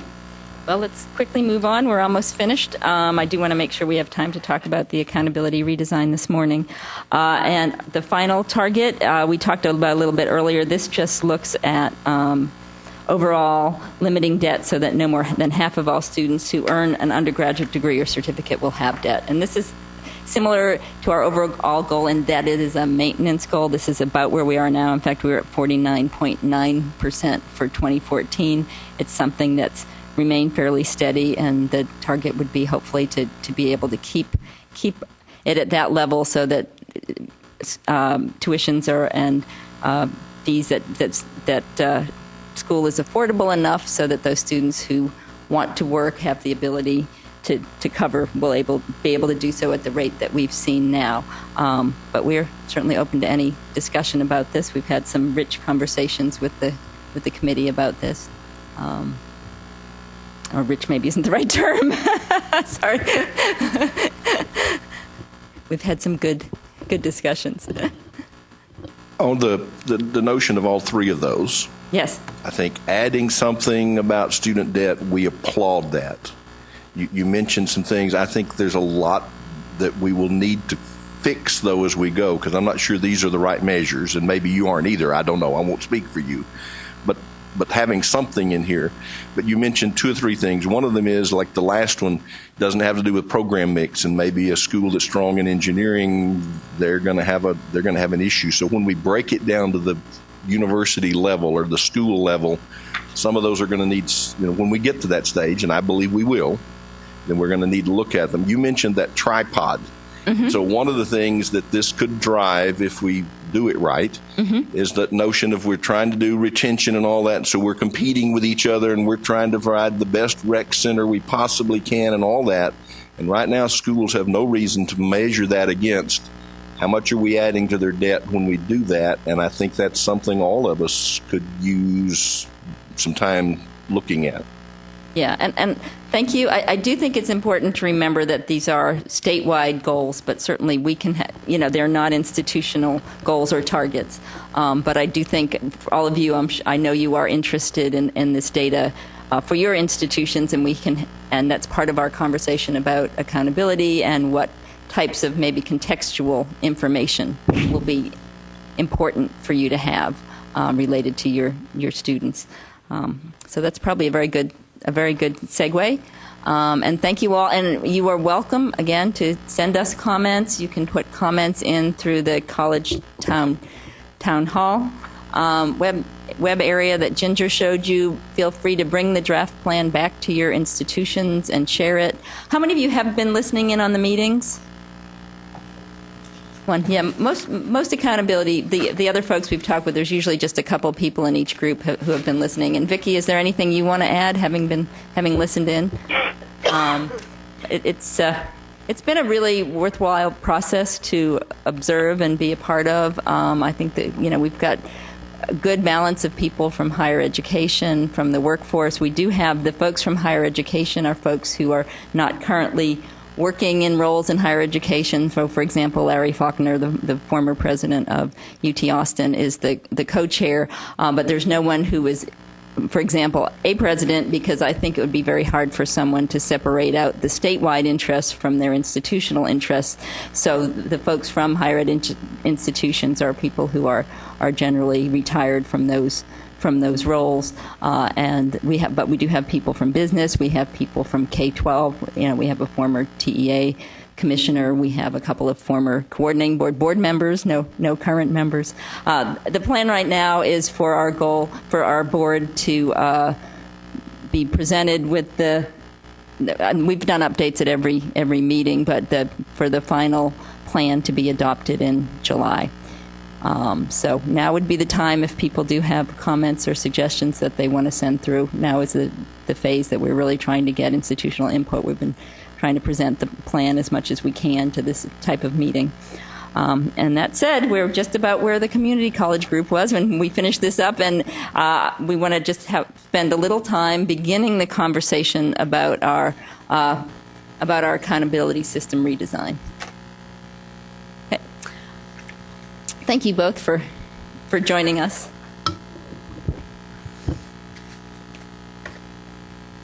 Where we are right now in terms of the accountability system is that as I said before, we have a system that is really designed around closing the gaps. And we have our participation area and success and research and excellence. And now we're going to have a new plan. So it is a very logical time to redesign the accountability system so that it tracks the new statewide higher education plan and provides information for that. It will be another year before we have our final closing the gaps metrics completed, because we're collecting, it's closing the gaps by 2015. I know we're in 2015 now, but we will be collecting the fall 2015 data. And the final flex data we will get for fall 2015 in spring 2016.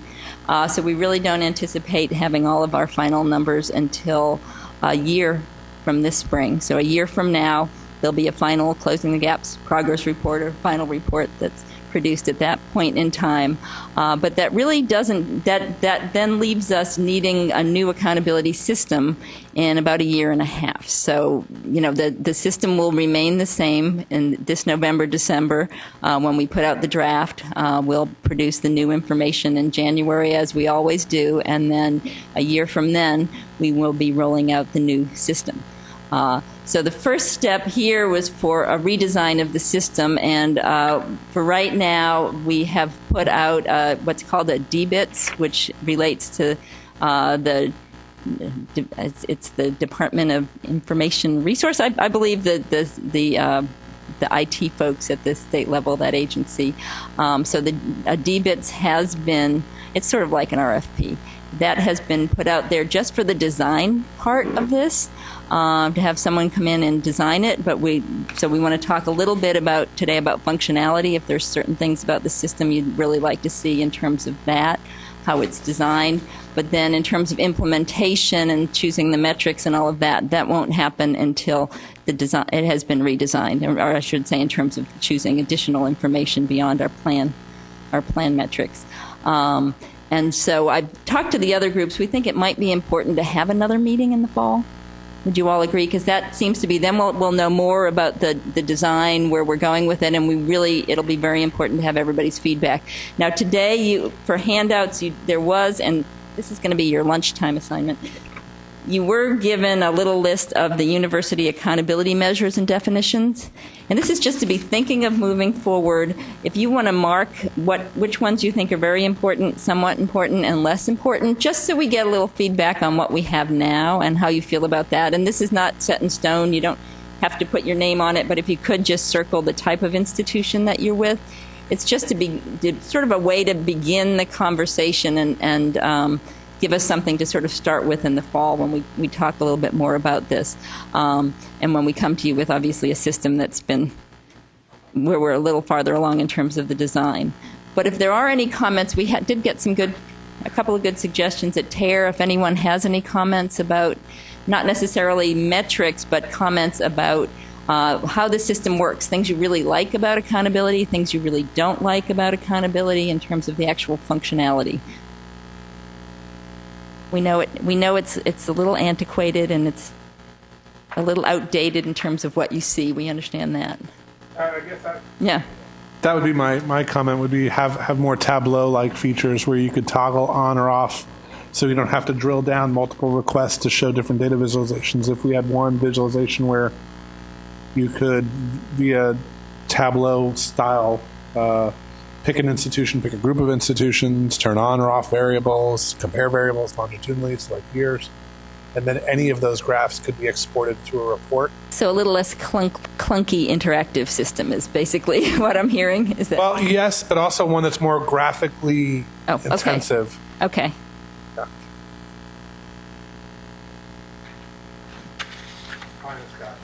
Yeah, no, and I'm not sure exactly what the resources are going to look like for this. We did find some to at least put out to get it designed, but in terms of implementation and all of that, I don't know how that will go. Yes, Joe. Thank you. We would like to, this is my personal wish, we would like to see the ability to do a data dump to get all of the measures for all institutions.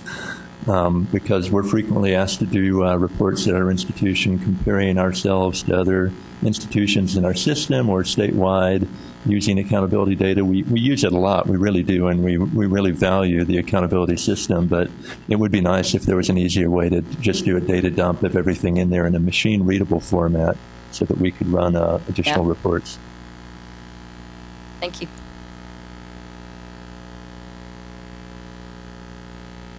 Good suggestion. Did I have another suggestion in the back? Did we have?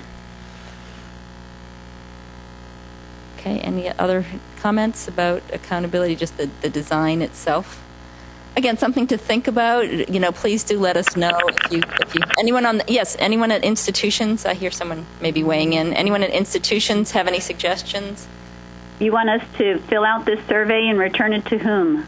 Oh, so for the survey itself, what you can do if you're not here with us is you can go ahead and just scan it, and you can return it to me, to Julie Eklund, or to Sue Sutton, who sent you all the information about the meeting.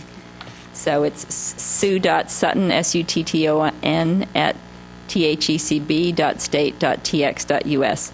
Those of you who are here can just leave it in the back of the room on the back table, and we'll collect them after the meeting is over. Thank you. That's a very good question. I guess the one area, if I could just, I know you don't want to talk about metrics yet, but 43 and 44 are perennially a challenge.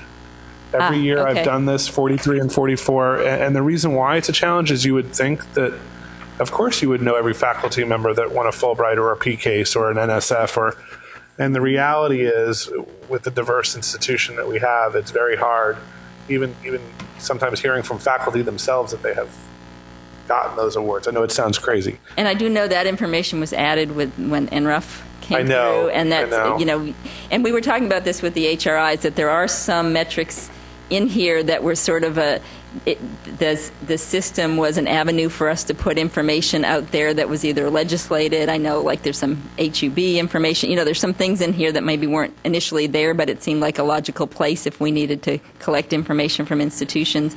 So it could be that there's some things that will now live somewhere else in terms of our system.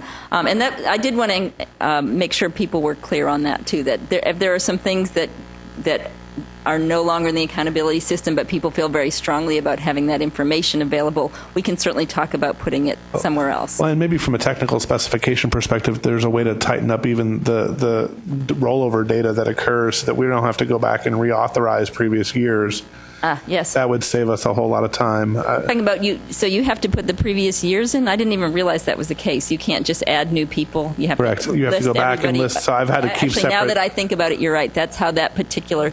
Yeah, that's a pretty rudimentary way that the system. I think it would be for the information you enter, that would be harder to roll over unless it was just a straight rollover. So that's a very good suggestion, to have a system that you can update older information that's been entered without re-entering. So that's, I see your point now. Very good. You know, and we did include, and I think everyone would agree, one of the things I like best about the system is the fact that institutions can put in comments at any point in time. So if you want to explain some data, you're able to go ahead and do that, and folks will see that when they look at the data or when we send the PDFs out. So, you know, we certainly want to continue that functionality, that institutions will enter information. In terms of how the portal works and all of that, we'll have to see how it goes in terms of implementation and what's available. So we want to make it as user friendly as possible. We know we have, and we've had some interesting discussions about this in terms of actually who uses it, who the end user is, because it really does vary. And it really is a way to highlight sort of overall for Texas what our goals are, what's important to us in Texas, in sort of big picture information. It's a really important place to get that across, but it also, for all of you or many of you at the institutions, it's a place that has a lot of detail too. Yes, Vicki. Now that you have the almanac, and I know it is well received, who is the user of the accountability system once it's published? Well, and I think that's a good conversation to have. We actually were asked to go back and look at sort of hits and who's using what. I know when the HRIs were discussing their out-of-state peers, they were wondering if anybody really used those, especially for HRIs, because it's so challenging for them to decide who's like them because they're so unique. So we said we'd go back and do some analytics and see. And we know we get a lot of hits on it, on the accountability system, but to see if we can get into any more detail about what people are looking at, what they're using. Certainly if we can't get that kind of detail, that would be a wonderful thing to have in a new system, to be able to see exactly where people are going. We know there's a lot of activity from the institutions. Some of that's all of you going in and using it. And we did talk about, you know, the role of the Almanac, which has a lot of accountability system data. A lot of that's in the Almanac, versus the role of the accountability system. We have the Compare College Texas data, which is the Almanac data, which is accountability data, which, you know, that's for sort of the handheld devices and people to get it that way. And that really is geared more towards students or, say, someone who's out in the field, a legislator, someone who quickly wants to look something up on a handheld. But I don't know, do you have we all use it, I know. But do you have a sense of other people going in who aren't IR folks or institutional folks who are trying to make comparisons? Anybody? Yes? Is people getting hold of multiple data sources and then panicking when they don't jive? Well, that's one thing about accountability and the Almanac, that they, you know, the same data you see in one, you'll see in the other, and the same with Compare College TX. So that's a very good point. We think that's important too.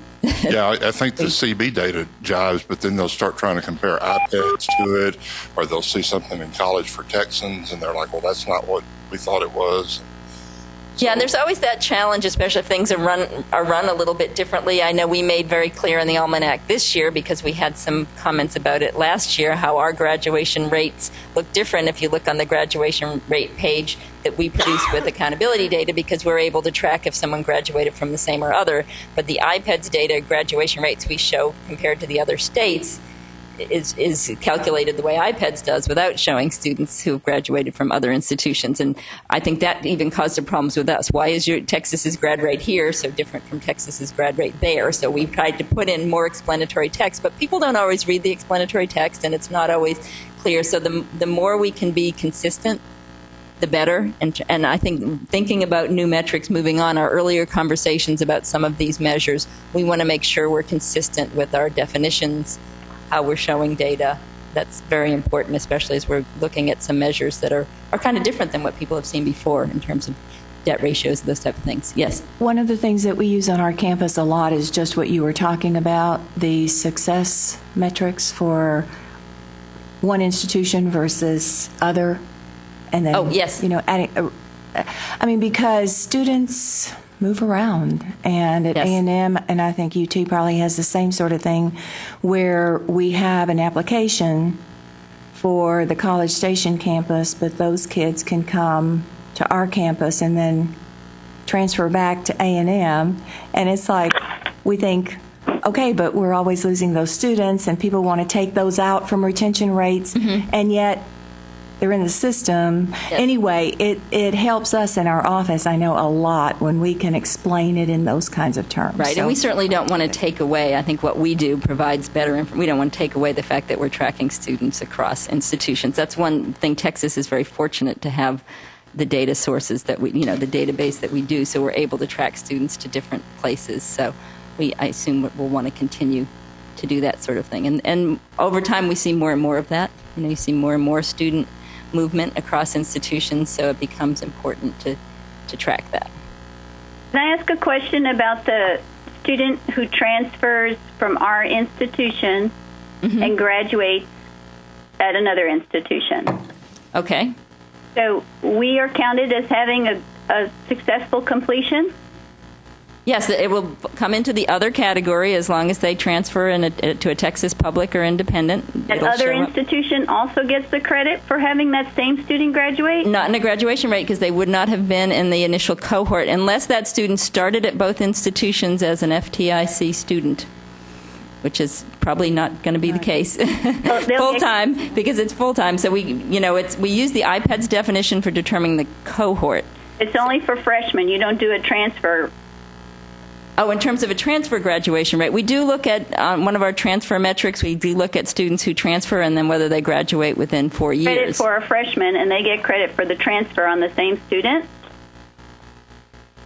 So if you had a freshman, yes, and they graduated within 6 years on the 6-year rate or 10 years, and then another institution had a student come in terms of the transfer, where we show transfer graduation, it would track that student from the point that they but I have to stop here because I believe that metric just looks at community students who started a community college. And it does. So it doesn't look at universities. I'm sorry, which is what mostly we see. Mostly we see students who started a community college and they transfer into a university. We don't track it from university to university. And the institution where they graduate from will get the credit for the number of degree, but not necessarily the student will be included in the rate. Yeah. Because that student is not in their original cohort. Right. And that's one thing to remember, someone's going to get credit for the degrees awarded, and certainly our completion goal and targets around the completions, looking at the 9, but also for graduation rates, we're going to be tracking those cohorts. So it's a little bit different, and we don't have a target around the rate. Okay. Good. Any other word? This is actually working out very well timing-wise. Any other questions? If there are any metrics, what I'm envisioning is a meeting in the fall where we really dive in to the metrics. We'll have a better understanding about the new design and a better sense of what this is all going to look like in the new system, and then we can really dive in and talk about where we are with that. And I think Vicki's point, a very important one, about who is the audience, and I think we can come back to you with some, a maybe clearer sense of, right, this is the vision for who the audience is. We obviously know that all of you are, but sort of talking about it beyond that, thinking about how all of this will fit together. So does everyone agree that it would be okay to have a meeting? And because I think it's very important, and we don't want to be too late. I think if we wait till next spring, we'll really want to. At that point, we really will want to be getting this system implemented, and so next fall seems to me the right time to get together and move into that next part of the conversation. So we'll do that, and then if we need to meet again in the spring, we will. I'm guessing we will. It might be more of an update meeting than a real working meeting. In terms of the metrics part of it. Okay, well, thank you. This was a very, very helpful discussion this morning. What the plan is now, and I want to make it clear for those, and I mentioned it for those of you who are listening in, and I don't think, and I'm going to leave this slide up during lunch, so this is just for looking through the metrics, just to sort of give us a beginning sense of which of these measures you really use, which ones you don't think are important for an accountability system. So if you could go ahead and we will put a box at the back. I don't know if we get it back there yet, but go ahead and score that. It's you're not committing yourselves to anything. It's just to sort of get us to see what you think is most important. You can put any comments about the metrics too if you really like some or there's things you would tweak about it. Feel free to add that. Again, we're going to have a new system. It's going to be based on the new plan, so these are not necessarily the metrics going forward, but it just gives us a place to start getting some feedback from all of you. And then after lunch, we will be breaking out into groups and that's our update. I'm not sure we have time for that, but we will fit that in at the end if we do. After lunch, we'll be breaking into groups to talk about peer groups. For those of you who are listening in, we really logistically couldn't figure out a way to have those discussions and have you each part of conversations because it's 4 different conversations. So what we thought we'd do is we'll break out into the groups right after lunch, and about 2:20 we'll bring everyone back and we'll go ahead and have each group do an update. We're not going to be determining anything definitively today. It's just going to be a conversation around the group peers and the possible institutional peers, and then you all will go back to your institutions if you do want to change your institutional peers and get feedback on that. So it'll pretty much we'll provide you with an update on what the conversation was in each of the groups, and some folks might just decide we're very happy with the way things are, in which case we'll just be happy to leave them. We thought that it may seem a little odd to have this discussion before we have a new plan, but as we talked about it, we thought we're going to have a lot to do in terms of moving into the new accountability system. And we thought in terms of peers really shouldn't be about, how do I look compared to these new metrics? It should be about who am I comparing myself to overall, and then pulling information. So we thought this was something we could do now. It's been over 10 years. We could have the groups take a look at their peers, see if that's sort of one piece that we could have in place. So moving forward, we'll know, hey, these are our peers going forward with accountability. And if it doesn't turn out that way, we can talk about it. But we thought, and I don't know if you all agree, that this would be something at least that we could do ahead of time and go ahead and get finalized. And this will not be for the system for next year. Everything's going to remain the same. We don't want to go through a lot of work changing things when we're coming into our last year. This will be thinking about moving forward from here, where we want to be with peers. So if it is something that we need to finally resolve at the next meeting in the fall, we can do that and not worry about it for the system. And we do have a couple of some institutions that don't have peers anymore. We might be able to add some of those in for this time around. The problem is with the institutions that changed groups. So Right. They inherited the group peers, but they're still with their old peers that match their former groups. So those institutions probably need anyway to change. And that would be... And we got requests and some changes, but... Yeah, and I know UTPA moved into the doctoral group, and I don't know, I'm thinking Texas State. Were peers updated for Texas State? Yeah. That's what I'm saying. That would be the other, and you're the other Corpus institution that... Christi, they updated their peers, but they're not quite happy eventually with the group peers they are in now, and so, there are issues. So that's why we thought we'd have that conversation. If it is something we can incorporate this time around without it being too challenging, we will. But the goal is to have them set as we move into the new system. I think if they really want to change it this December, we can do that. We can do it. Yeah, it shouldn't be too hard to do that. Okay. All right, so why don't we go ahead and break for lunch? Everyone, please, if you could just do your Julie. little... Oh, yes. For those of us calling in, when are we supposed to call back? So I would call back at 2:15. Okay, and thank you. we'll have those updates, and we'll go ahead and start broadcasting again around 2:15, or at least hang on, it might be 2:20. I think we told the folks 2:20, but I'm just, around then. And we'll do the updates and then finish up with the agenda. So thank you for joining us. And you, of course, are welcome to send us any information or comments about peers, any work that you've done back at your institution. But we'll share where we are and talk about next steps at that time. Okay, thank you. Okay, thank you all very much for listening in. Everyone, please enjoy lunch. And then I think I have a slide also I'll put up about where the groups are meeting. We've got a couple tables set up in the back. We're going to stay at the front here for the doctoral. We've got the Tejas room next door for the emerging research, and then the doctoral and then the comprehensive and masters in the back. I think the masters is the biggest group here today. We'll have to see who's the largest group, but we've got 2 tables set up in the back. Thank you, and Sue has receipts for you if you didn't get one for lunch, and if you didn't bring a lunch, we'll see if there's any extras if you want to buy one. Sometimes that happens. Thank you. Thank you all for listening in at your institutions.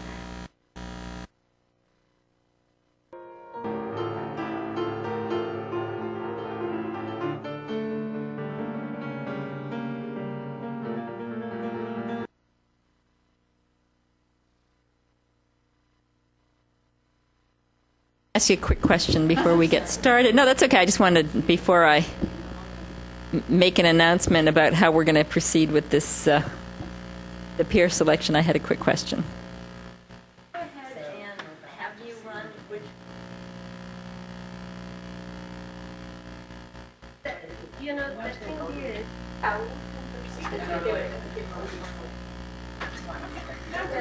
is, don't forget that our morning night class, like they appeared. We just did this and we just put a little asterisk. Yeah, what I'm saying is if they showed up with oh yeah, you know, yeah. So that's because some of them are very Oh, okay. Well, it sounds like everyone was pretty much of the same mindset regarding the peer groups. So I think what we'll do is when we get everybody back on the phone, we'll go ahead and tell them that we'll send something out each group. And just correct me if I'm wrong before we fill everybody in when we're broadcast. But we'll send something out to all the groups. We do have one group that's going to request a change, so we'll get something official from them, one institution. And then what we'll do is we'll ask each of the groups to send 6 peers. Our goal will be to have 5, but to send 6, whatever 6 they choose. Before you do that, we are going to send out the list we sent today, but we will put an asterisk for those institutional peers you already have to show if they're in iPads now as a peer for you or if they don't show up in iPads for a peer for you. Just that one final piece of information that some of the groups asked for today. So we will provide that. We'll send an email with instructions for when to send it and who to send it to. It'll probably be Gabriella. And people were saying the end of May. Does that work for everybody before people break for the summer, so you can talk to your institutions? You're certainly welcome to send the 5 you already have now. Whenever you want to send it from now to end of May, we'll be fine. Oh, yeah, you don't have to wait till the end of May. But If you have them now, send them now. yeah, and some people already did a lot of good work in preparation for this meeting, which means they'll have less work to do when they go back in terms of selecting some new ones.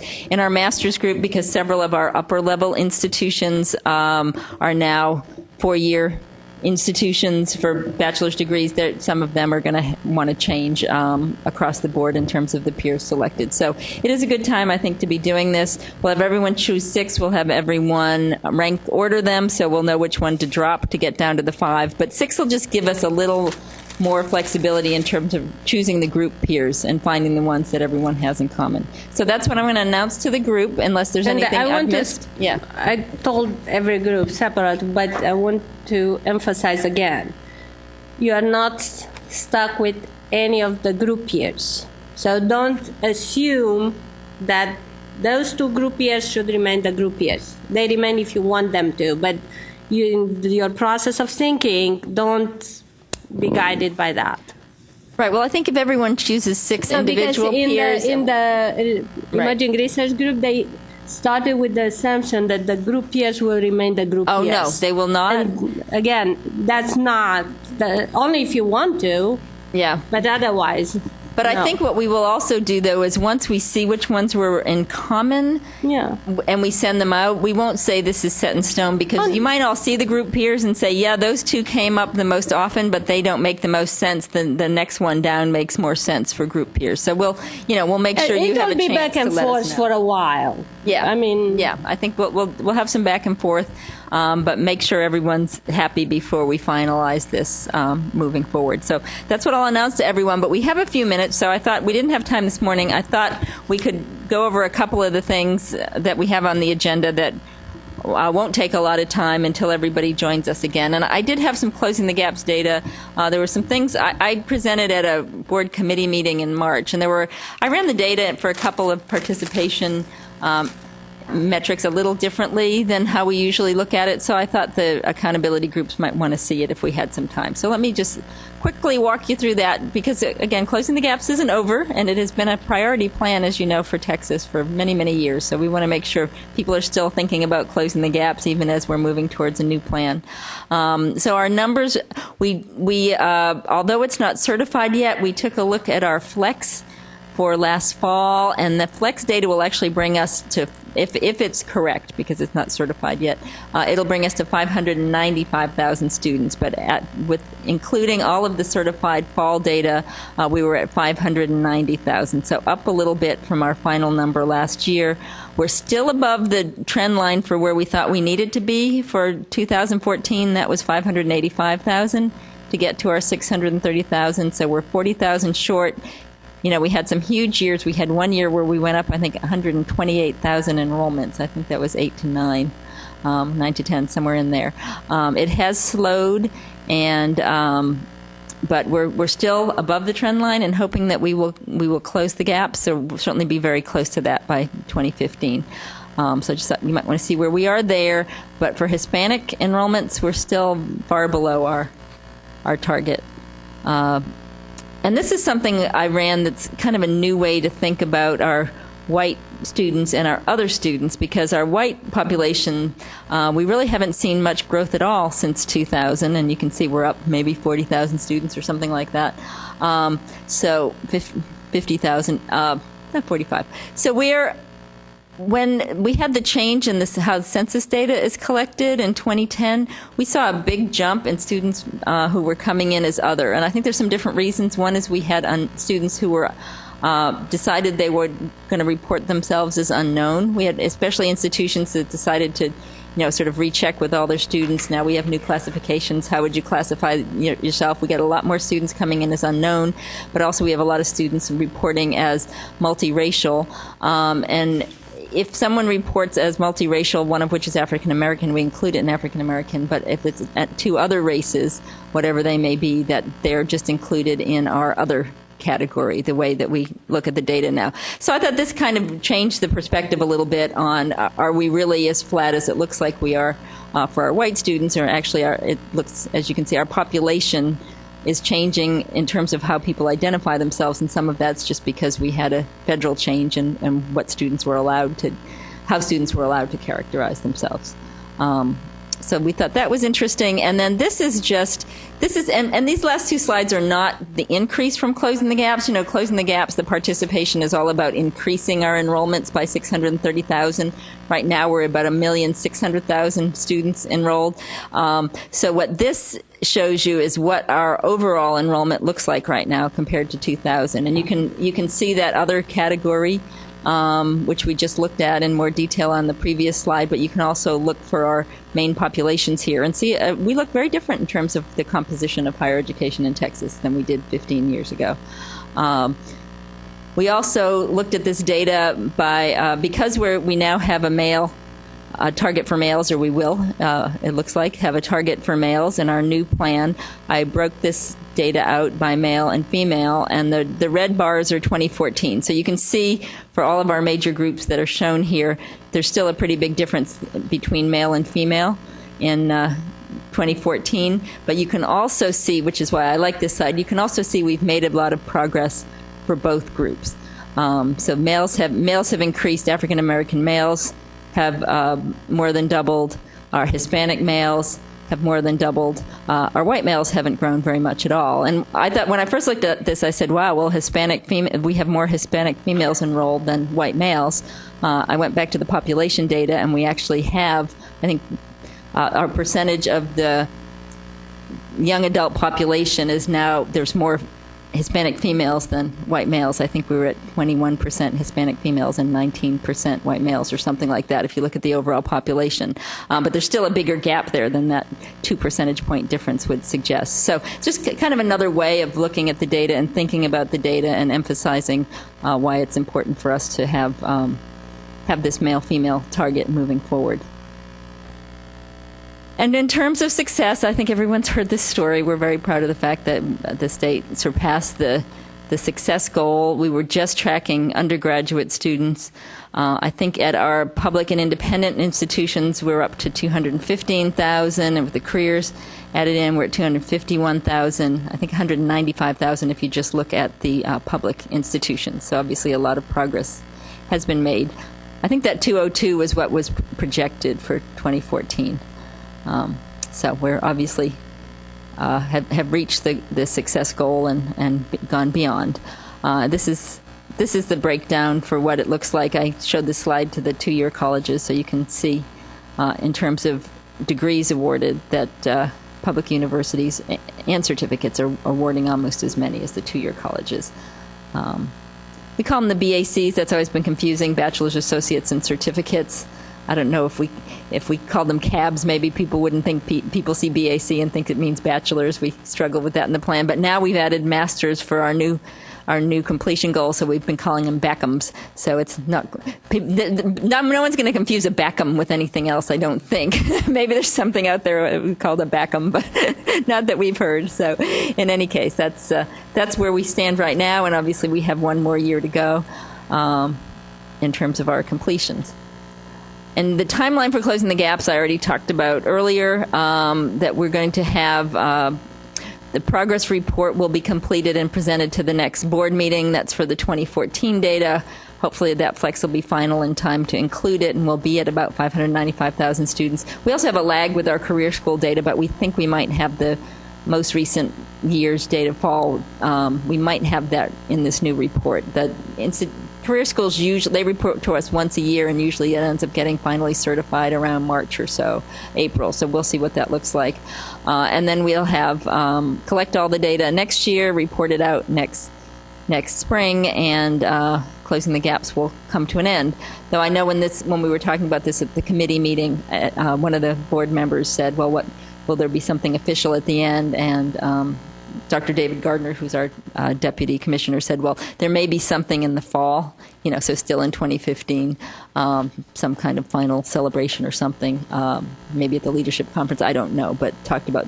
So I don't know exactly how the year will play out in terms of closing the gaps coming to an end, but certainly we're all really proud of the progress made. I think I went and checked, and we awarded something like 2.6 million degrees since closing the gaps began, and then I looked for our new completion goal, and we'd have to award 6.4, including the master's degrees. So there's been a lot of progress made, and certainly for participation as well. And the final report will talk about where we are with research and excellence. So that's any questions about where we are with closing the gaps. Thank you to all of you. Institutions really get credit for the tremendous progress that this state has made, and that's it's amazing because, as I said earlier, the state was projected to be at about 1.25 million enrollees, and we're at 1.6. So a lot more students enrolled than would have happened if we just followed along the way we were going, and certainly lots of changes in terms of reaching out to students across the population, and so it's a lot to be proud of. So the next thing I'd like to do, and it's off of the agenda because I know people are going to join us back at 2:15. Suzanne, did I see Suzanne? Yeah. There she is. So Suzanne Morales-Vale was going to talk a little later, but in fact, I do want to mention the almanac, and then I'm going to have Suzanne come up a little bit early, and then when she's done, we'll break in and fill all the people online. They should have jumped in by then. We'll fill them in on where we stand in terms of the out-of-state peer group selection. But I will tell you the new almanac is hot off the presses. I'm going to run upstairs. I forgot to go earlier while Suzanne's talking and see if we can get a couple advanced copies. I don't know. There's just a few copies that are out there now, but it has been printed. It's available online. Everyone was amazing about reviewing. We got, several responses from all of you. I know Joe spent a lot of time looking at the Texas State data. I don't have the whole list in front of me, but I think it's an important part of the process that we added a couple of years ago to let your institutions review the data, because inevitably some things are caught that we don't see. It's an awful lot of data. We have a lot of quality control in-house too that we try to do, but it's the thing about having something printed is it's important to try to get it right the first time, because it's not like the website. And I joke, I always have a little feeling in the pit of my stomach when I first hold it in my hands, like, okay, please, let's hope we didn't miss something. But in any case, we're very proud of the almanac, and we appreciate all of the help from all of you in the field in terms of reviewing it. So I'm going to turn it over to Suzanne to talk about just a quick update on developmental education. Then we'll jump back in and fill people in on the peer groups. And then I think Rex Peoples was going to come down and just update you on a couple of things in his area. And we have a couple other short updates if we have time. So we will get you out by 3. Suzanne, you want to just talk from there? I can bring you a microphone, or do you want to? We do have the slide advancer up here. Okay. I'll just come up there. Probably. Yeah, I think we can hear better from up here.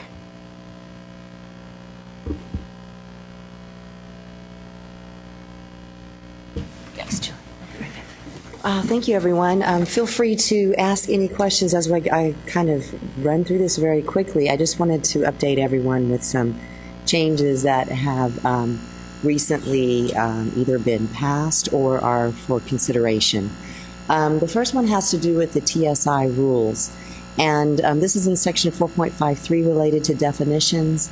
And all we've done here is we've just gotten a little bit more specific with what we are calling the mainstream co-requisite co-enrollment course pairing option. And I use all those terms because what we find not only in the literature but also in institutions with how those terms are used with institutions, they're all more or less used interchangeably. But really what we're talking about here is the option for institutions to recommend for certain qualified students who are not college ready to actually enroll in a credit-bearing course while at the same time being enrolled in a developmental ed support. And we want to emphasize the new part of this definition is the emphasis on the learning outcomes being aligned directly with the college credit course. So, for example, if we have an English 1301 and a co-enrollment of an integrated reading and writing NCBO, what's happening in the developmental ed NCBO is directly aligned, same outcomes as the credit-bearing course. Only the purpose of the developmental ed support is to provide additional opportunity for practice, feedback. There are 9 participants on the call, including you. You are joining your conference as the host. For a menu of available commands, press *#. I promise that wasn't me. But anyway, it gives the student and the faculty member additional opportunity to address the learning outcomes that were addressed that week or in that time period in the credit-bearing course with additional, like I said, additional practice, feedback, perhaps even some filling in some knowledge or skill gaps. But again, the main purpose, it's not a separate standalone for the developmental ed. It's directly aligned with the credit-bearing course. And also we wanted to, I think that comes into another, I'll talk a little bit more about that.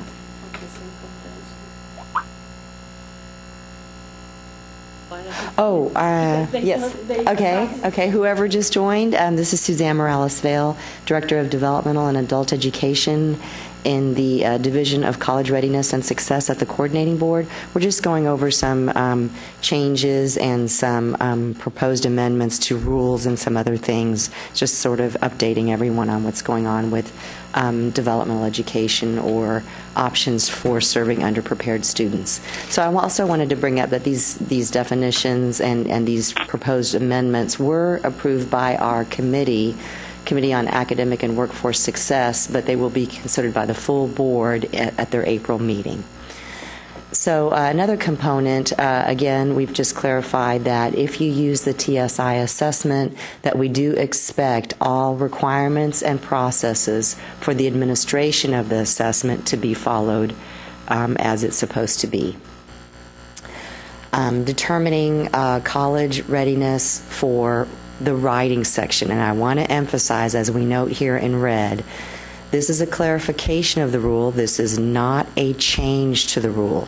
So this has actually been in place since the launch of the TSI assessment in fall 2013.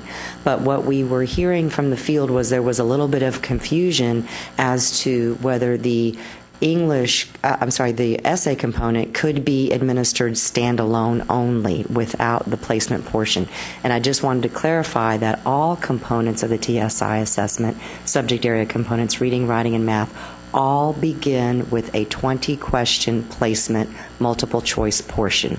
And that result then will be on a scale of 310 to 390, and depending on where students fall in there, they are either considered college ready in math or reading, or they are then sent further for diagnostic testing, either in the developmental ed or the ABE diagnostic.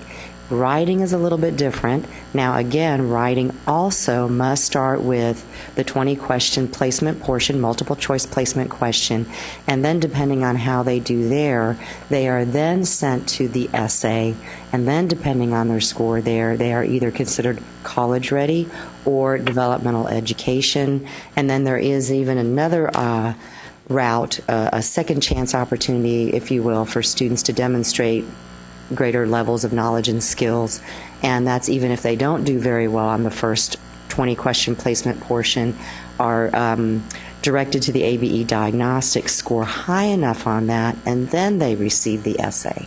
And so all of this is clarified here in this revision of the rule. But again, I want to just emphasize this is not a change to the rule, it's just a clarification. And when I say revision, I'm talking about being a little bit more specific in how students can demonstrate college readiness or what happens when they don't. Can I just take a minute to break in, because I know there were some folks who joined us listening from Oh, okay. Well, and I also just wanted to let them know we have not had the review of our discussions about the peer groups yet. And when Susan, we knew we finished a little earlier than anticipated, so we asked Suzanne to start her presentation a little early. And when she is done, then we'll go ahead and fill you in on the discussions that we had out of the out-of-state peer groups. So I apologize, and I know there was a problem with getting the phone call working, but hopefully all of you are able to hear us now, and I saw that the link is up online. So sorry to interrupt, but I just want folks to know that we will move into that phase after Dr. Morales-Vale has finished. Thank you, Julie. Okay, so here we have Rule 4.60. Again, this is just simply a clarification, and the emphasis here is on B. By the way, all the underlined components, those are the additions or the clarifications under consideration. So what we have here is we want to emphasize that if a student is in a co-enrollment or a mainstream option, and the student successfully completes the credit-bearing portion, for example, English 1301, that student is considered college ready. That student has met the college readiness standard, independent of his or her performance in the developmental ed component. So, of course, we have to remind everyone the whole purpose of developmental education is to prepare the student to be college ready. If they successfully complete the college credit course, they have demonstrated that college readiness, again, independent of their performance in the developmental ed component. And we did have a question. This next portion, I'm just going to go over just some of the 10 recommendations, just a few of them, highlight a few of them that are relevant because we're working on components of the 10 recommendations of the TSI operational plan. And here we had quite a few questions on when an institution is expected to have options available for students who are assessing below the developmental ed component, in other words, below the high school components, so level 4 and below. And we wanted to remind everyone that each institution should have at least one option for that student, for that population of students by this fall. Is that true for universities as well as community Yes, and technical we don't colleges? Okay. differentiate between community colleges and universities.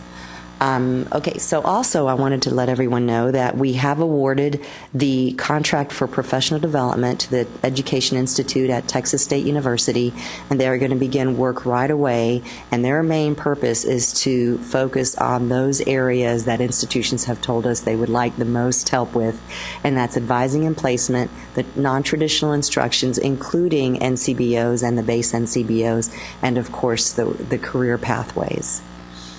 And here is a quick timeline, and this PowerPoint slide presentation will be available, so I'm just going to go ahead and scroll through this if you want to go back and reference those dates. So recommendation 4, we were just talking about the base NCBOs, and these are specific options for students who are assessed at levels 3 or 4. And we have just been, the ACGM committee has approved the addition of this proposal, so it is approved. and it will be included in the ACGM expected within the next few weeks. Also, the approval code will also be available at that time. So again, the base NCBO is specifically for students who are assessed at levels 3 and 4. However, these options are a co-enrollment requirement, and there are two ways to do this. You can co-enroll the student in a base NCBO with a developmental ed course, or co-enroll the student in a base NCBO and a career technical course. And again, those are co-enrollments, so they're not standalones, and their main purpose is to provide additional practice opportunity or intensity, if you will, for the student who may need additional basic skills support. So again, it's both of these are part of a co-requisite model. Now, the other thing, because the learning outcomes in this base NCBO align directly with the developmental ed or the CTE course outcomes, again, those are considered at least high school skill levels, so students who are eligible for federal financial aid can use that eligibility towards both the base NCBO and the co-enrollment. So just a couple of other points. We're talking about, of course, because they're eligible for federal financial aid, they have to be high school complete. The co-enrollment has to occur within the same semester, but we have some examples of institutions having this base NCBO either before the official semester begins, so maybe 2 weeks or so before. That would also be an option. Or some institutions provide the base NCBO 2 or 3 weeks prior to the actual developmental ed course, so that is another available option. So when we say co-enrollment, we mean as long as it happens within the same semester or the flex time allowed, which is like about two weeks or so before the official semester begins. So that's another option.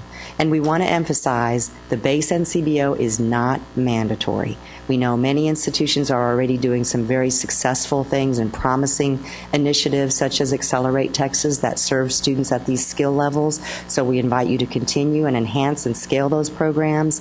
But this is an option for students, for institutions that have told us we have nothing, we need some help. So this is the option for those institutions to consider to use for their students.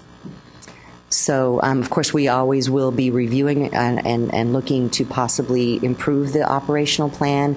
And something very important that we thought might be of interest to you, these are current and proposed research studies. We've been working with MDRC. They're looking at modular math at Tarrant County. They had a 3-year study there, and they're almost ready to release their findings there. Of course, they're also following and evaluating the New Mathways project. They're also going to begin a study with institutions on how to best serve those students who are assessing at base level 4 and their various options and interventions. We're also going to be working with RAND. We received some informal notice. Official notice wouldn't come until June, but we have been accepted to work with a grant with IES. And RAND will be working with us on that, and they're going to be looking at holistic advising protocols and the mainstreaming or the co-requisite models and looking at the best ways to address those options. PPRI from Texas A&M continues to work with us on the integrated reading and writing model. We have the SAT validity study with the College Board slated for fall 2015, and of course the validity study for the TSI assessment, again slated for fall 2015. So also wanted to just let you know that we have some webinars coming up, and usually our typical webinar model is we present the first webinar on a Tuesday, and in this case 10 to 12 noon. Wednesday is just an exact duplicate of the Tuesday webinar. We hear from many institutions that like to attend these live, so that gives them a little bit more opportunity, but it's simply a repeat. The Wednesday is a repeat of the Tuesday. If you have any questions related to what we just discussed or anything else related to serving underprepared students or co-enrollment models or anything to that effect, please email Kendra Horn. Her website address, her email account address is there. And of course, we have our website. And I just wanted to remind everyone that the TSIA student informational brochure, and that's actually produced by the College Board.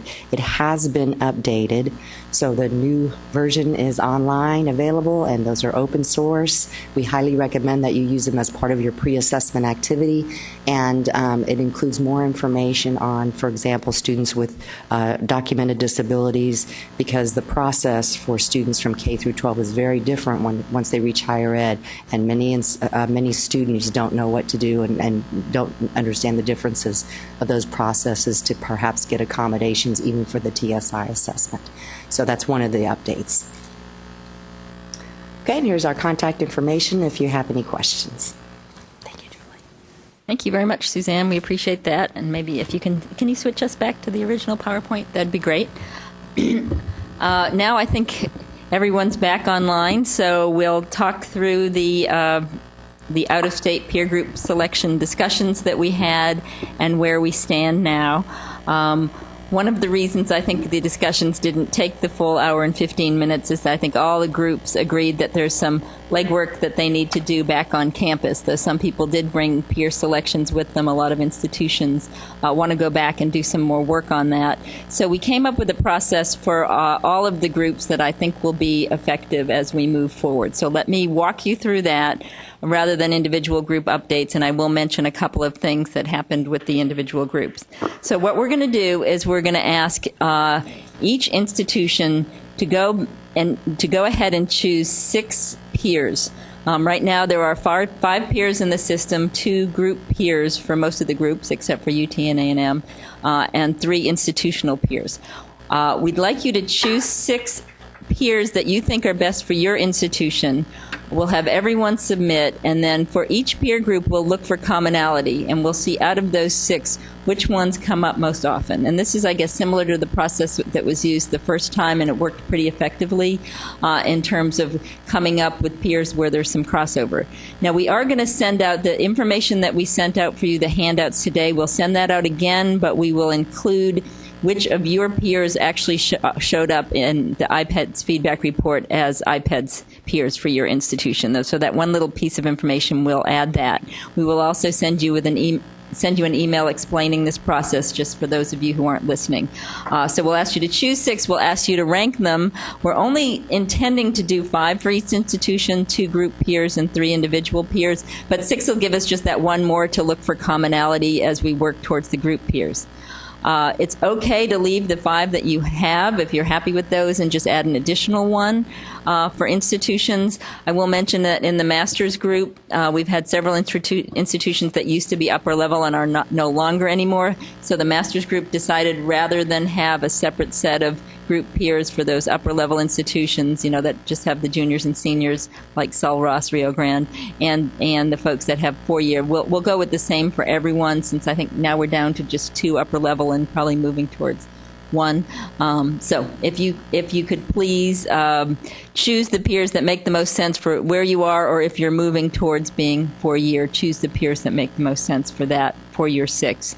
And we'd like everyone to send us the peers by the end of May or sooner. If you haven't done sooner, they're done now. That would work just fine. You can send them directly to Gabriella Borkeman, who's here with us, and we'll go ahead and include her email in that in the mailing that we do. Or you're also, of course, welcome to send them to me or to Sue Sutton. We'll make sure they all get to Gabriella. But we will send something out with a little more detail.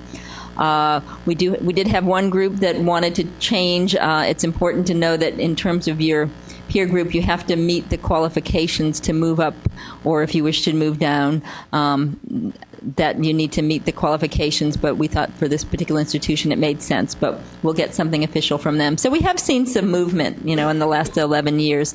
We also are going to have the UT Rio Grande Valley, and so UT Brownsville won't be there anymore. So we've had enough changes that we think it's important to go through the whole process again for each of the groups, in terms of looking at who's actually in the group now and who they want to choose for peers, and where the commonality is for the group. UT Austin and A&M have just had 5 common peers across the board, and we'll see what the selection is, and those 2 institutions decide they want to continue that way, we will do so. Did I get everything? Is there anything else people want to add about our discussions or where we stand in terms of the peer group selection. We did talk a little bit about how these out-of-state peers are used. They're in the institutional resumes that are required by the legislature, and of course they're in accountability. We're not sure if we get a lot of hits on them. We're not sure if they're used very much. It's kind of hard to tell. I think some people have the sense that they're maybe not used that much. We know institutions often, from the conversations today even, they'll often have two sets of peers, an aspirational group and kind of a group that's more similar. As we think about this, you might want to think of it in terms of folks that are similar but maybe a little bit aspirational in terms of who you're selecting. But we will send the iPads data out to you. That might be helpful from the feedback report. Okay, but thank you all again for having that discussion, and some of this might seem pretty straightforward, but it took a little bit of conversation to get around to, hey, we think this is the best way to move forward in terms of choosing the out-of-state peers. I am next we're going to flip around on the agenda. Rex Peebles was going to join us, but he's not here right now. I'm going to send him. Oh, there you are. I didn't even see you come in. That's really funny. I was looking for you in the back. You just came, you snuck in the side. You just snuck right in. Perfect timing, Rex. Perfect. I know, I was trying to stall. All right, well, Rex Peeble, Assistant Commissioner in our Academic Quality and Workforce Division, is here, and he's going to provide you with an update on what's happening on his side of the hall. Well, not much. Can we just leave it at that and let it go? Well, let's see. There are a couple of things that I think it would be appropriate, especially for this group, to think about going forward, and that is competency-based education, and particularly how to pay for it, or how to fund it. Okay. I mean, right now what we do is we take competencies, we fit them to a course, and then we pay for the course, either through contact hours or semester credit hours. But the real key going forward is how do you pay for competencies? And nobody's really figured that out yet. And I always get amused by the whole notion of competency-based education. I would argue that education has always been competency-based. I mean, I taught for a long time, and I expected my students to know certain things, and I didn't call them competencies, but I could have. And I expected them to master those things, and then I measured whether they did or not.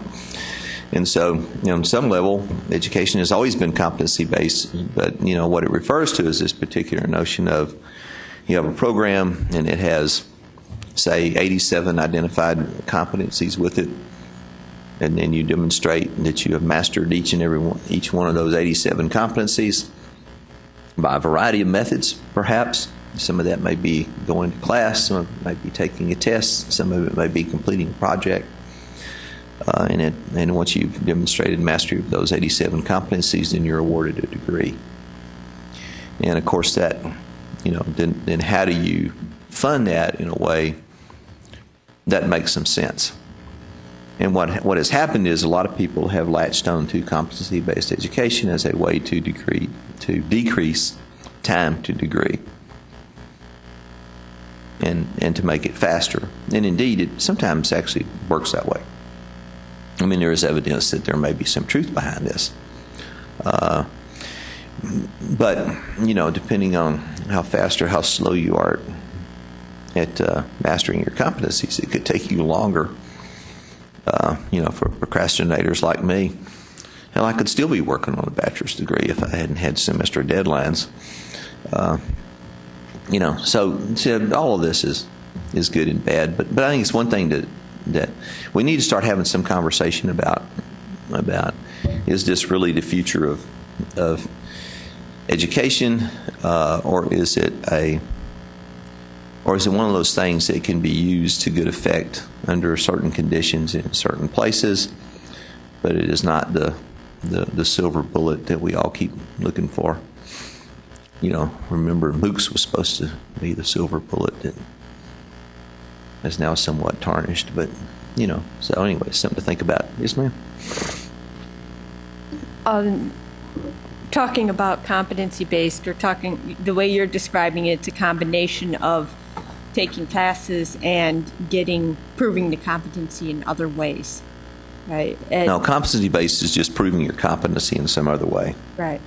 When we get away from using the military equivalencies and CLEP tests and dual credit and all of those that have been around for, dozens of years already, and start getting into the ways of proving competency in ways that really upset the definition of credit hours. Last I heard, Sachs was resisting that. Is that what we're talking about here? Yes. And yes, I don't know that Sachs has resisted that. Well, that's not true. They have. Okay. I guess one could argue that they have taken a carefully measured approach to it, kind of like that all delivered speed thing. Because I think Sachs is like everybody else. We're used to dealing with, credit hours and Carnegie units and that kind of stuff. And so there's this whole nomenclature in higher education that we're all used to dealing with. And then something comes in from the outside, and it's new and it's scary in a way, just because it's different. And so I think Sachs has maybe they've been a little bit too diligent.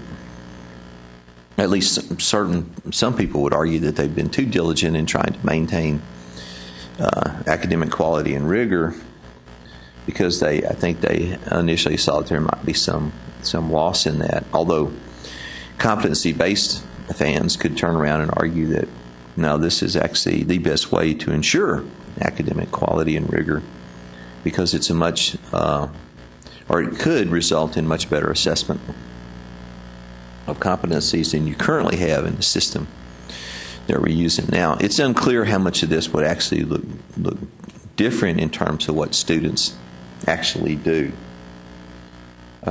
In fact, so it's not real clear to me that what this changes is what students do, in the classroom, so to speak. But it does change perhaps how we pay for it and how it gets funded. But also how students then pay for it too, because we're all used to students going and paying for a class. They pay for semester credit hours, right? That's how their tuition and fees are charged to them. So, it works on both ends of this. And so if you have a bachelor's degree program that has identified 87 competencies, well, that's no longer 120 semester credit hours, divided by 3, and that equals, so many courses, and then here's the courses you take, and you pay for them by courses. And how do you pay for that? By competency and so forth. So anyway, it's a conversation I think that's going to have to happen, and somehow, some way, we're going to have to try to work our way through some of this, because you have a lot of institutions out there that are interested in pursuing this stuff, and there's a lot of them that are looking at it, and what they do now is they simply fit it to courses, so that the students can pay for it on the one end and they can get funded for it on the other end. So we may want to change that paradigm a little bit. So that's just so that's sort of the thought-provoking piece of this for the day. Other things that we're sort of looking at, and I do want to mention a little bit more about fields of study, because this has or could potentially have a huge impact on four-year institutions, because by law, a field of study, once a student completes the course or courses in a field of study, it not only must be transferred to a four-year institution, but it must be applied to that student's degree. Okay.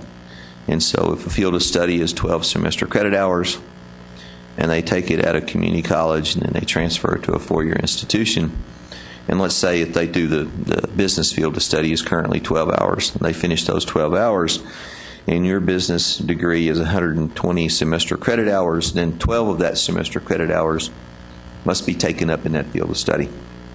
And so it must not only transfer, but it must also apply.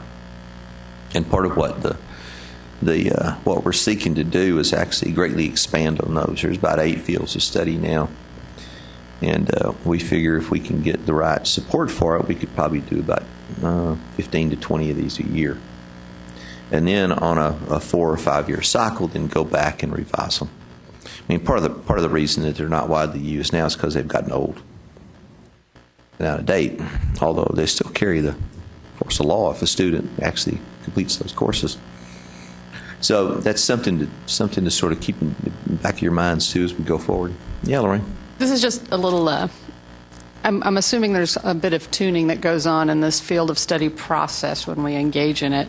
And as a sidebar note, the degree qualifications profile, Leap Texas is sponsoring a DQP. Actually, Lumina Foundation pays for free. If you call them, they'll send coaches, highly qualified, wonderful coaches to wherever you're wanting to do this. So we've been trying to have a couple of them. I think there's somebody in Houston working on one, but in North Texas, there's going to be one on May the 18th, and it's like $30, which just covers catering or whatever. So I know this is a little bit of a commercial, forgive me, but it applies. So I just want to point out that there's space is still left in that deal. Yeah, but you do raise an interesting question about tuning, sort of a tuning process. The field of study advisory committees are like a lot of advisory committees to the coordinating board. They are made up of faculty administrators in the field. So if we're currently engaged in an engineering field of study. They've had their first meeting and they're going through the process. And we put out a call for a music field of study for nominations to that committee. And they're made up of 12 folks from lower division, from community colleges, 12 from four-year schools. And then the idea is to try to get them to reach consensus on what those lower division courses ought to be, which shouldn't be that difficult, but sometimes it is, nevertheless. And, sometimes part of it's easy and part of it's difficult. It all depends on which one you're talking about and so forth. But a part of that process then is to really look at not only the courses, but also to some extent what's the content of those courses and what is it you want students to know when they transfer. And one of the pieces that we're adding to this that was not done in previous fields of study is we're also going to ask each one of these committees to make recommendations about what courses students ought to be taking in the core curriculum for that particular major. Because, the core has to transfer, but the courses within it don't necessarily have to apply to a degree. And people sometimes talk about things like meta majors and that sort of stuff, and that has some place to it. But if you're going to major in the natural sciences, if you're going to major in biology, then you probably ought to be taking biology or at least chemistry in the core. And if you're going to major in geology, then you probably ought to be taking geology in the core. And so there are certain core courses that better fit certain majors than others do. So we're also going to ask the field of study committees to make recommendations about what core courses ought to go along with them as well. How does that relate to SACs and faculty control of curriculum? Not part of the decision. Well, those fields of study committees are made up of faculty. And the institutions don't have to adopt them. But they have to accept them, which is kind of interesting. Yeah. It's an interesting question. And they have never been challenged by SACs, at least to date. Like business, body, or engineering. Mm-hmm. Not yet. So yeah. Okay. Next, I got you. Go. Competence, can we go back just to competency for a second? Sure. Sorry. The other piece is to your question. When I went to the CALE conference, I actually asked that question: what does SACs think about this? And the leadership of CALE actually felt like the SACs had the most restrained response to this because they empowered the institution the most to make their own case. Classic SACs DOC.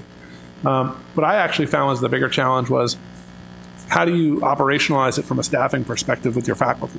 Because you need to have a reviewer and a content deliverer. You can't have theoretically, you shouldn't have the same person doing both of that. And that just is where we couldn't get our head around it. And as you talk about the future of competency-based ed in Texas, I think that's the one area is it's instruction. How do we figure that out? That's part of this mix.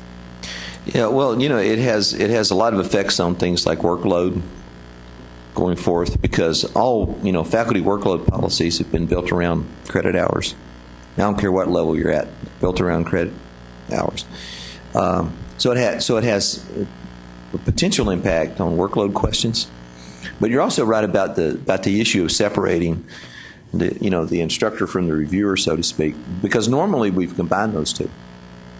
Right? We taught classes, we gave tests, we gave projects, whatever, and then we graded them ourselves. And so all of that was combined into one, and now you have, and I think this is a part of some of SAC's issues with this going forward but now you have the potential for a separate grading, so to speak. And and the interesting thing to me is that we've kind of gotten used to this in the world of assessment to some extent. So we don't really have a problem necessarily with other faculty grading rubrics, but it doesn't come back and affect the student grade. So there's also that big issue of giving up some control here. And you're right, I mean, SACS has been, actually in the end, even though I think SACS went through a long process with this, in the end they really kind of came up with this notion of, we're just going to leave it to the institutions to figure out, but you're going to have to prove to us that it's okay nevertheless. And I think SACS still has probably a well-deserved reputation for being still the toughest regional accreditor on those kind of things. And I don't know that that's really a bad thing, by the way. I mean, I think that may very well be a good thing in terms of serving students. So. Yeah, Rex, I just want to bring up someone who's listening from the field. Wanted to point out that there's a new SIP-SOC policy out on direct assessment, and it's available through their website. So if people are interested in accessing that, and she actually sent it to me, so I'll forward it to you. One thing that we didn't talk about I'm sorry, did you have a question? I was just going to make a comment that people talk about CBE as if it's one thing, but it's this huge, huge spectrum that goes from AP and CLEP exam all the way through badges that you can earn by walking into a room and demonstrating it, and they say, "Ha, you got it. Here's your badge. Get enough of them, you get a degree." While I was at Cale, I heard a presentation by Excelsior College that was doing something very similar, and we're running into a lot of problems with SACS because it is so radically different from the credit hour definition. And then there's how many points between those. Right? So when someone says, "Well, let's just do CBE," I'm like, "Well, tell me more." And from a reporting angle, it gets very complicated, too. And we've started to talk about that and how we might address that as it becomes more popular. For now, we've been sort of fitting it into a course structure for those few places that are doing it. But that may have to change, yeah.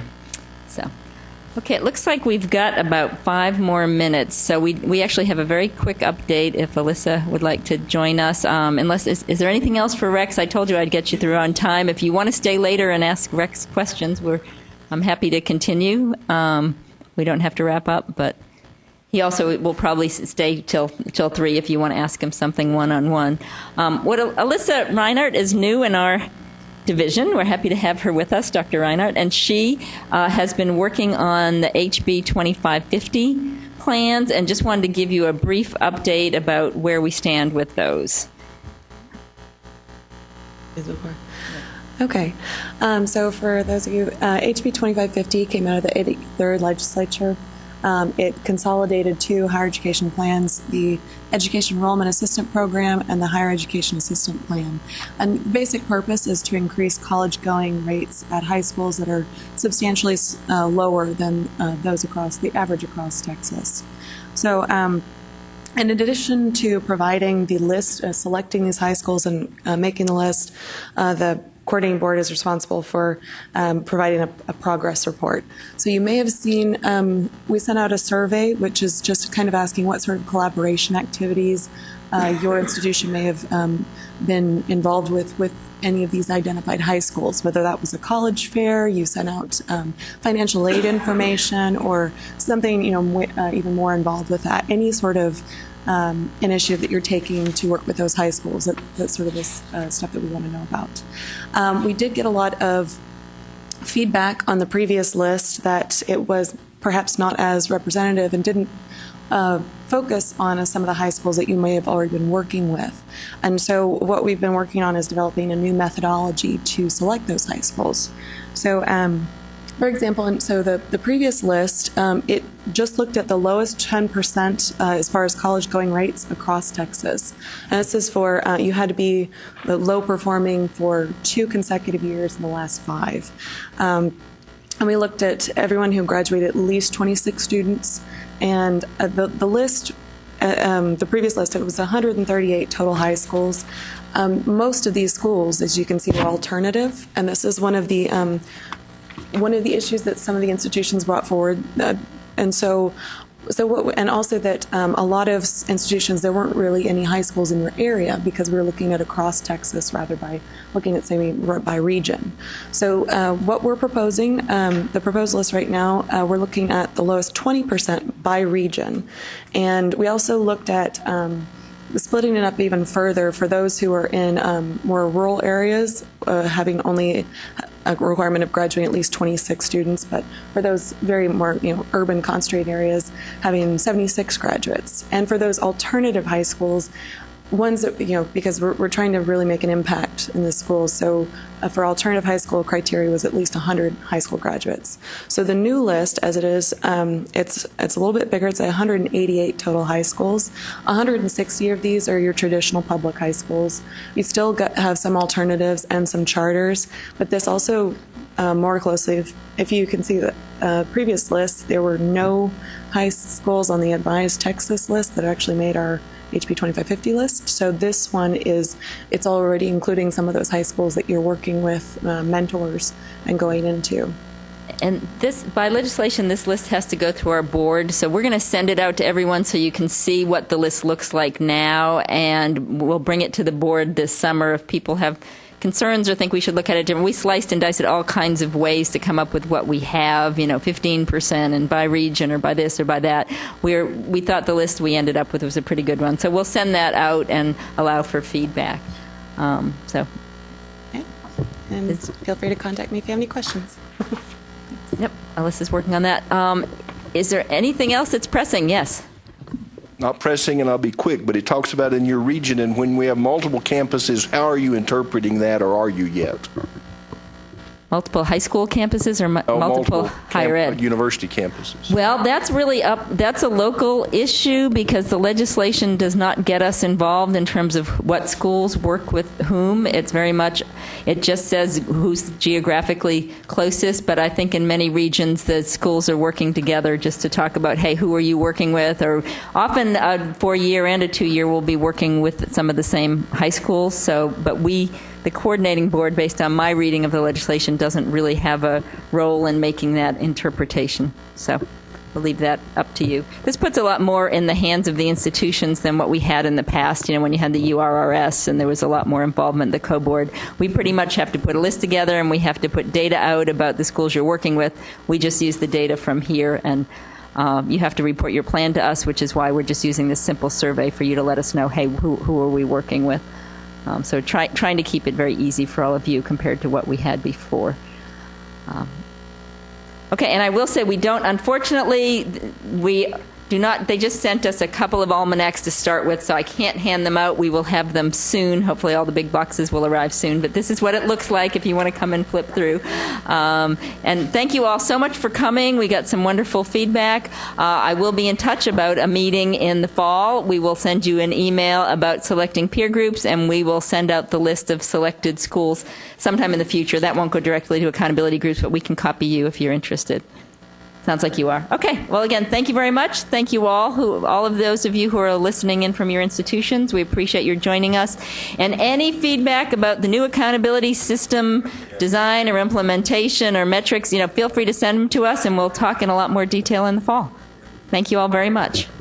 Thank you. Oh, 301, I'm so sorry. I was trying to talk fast.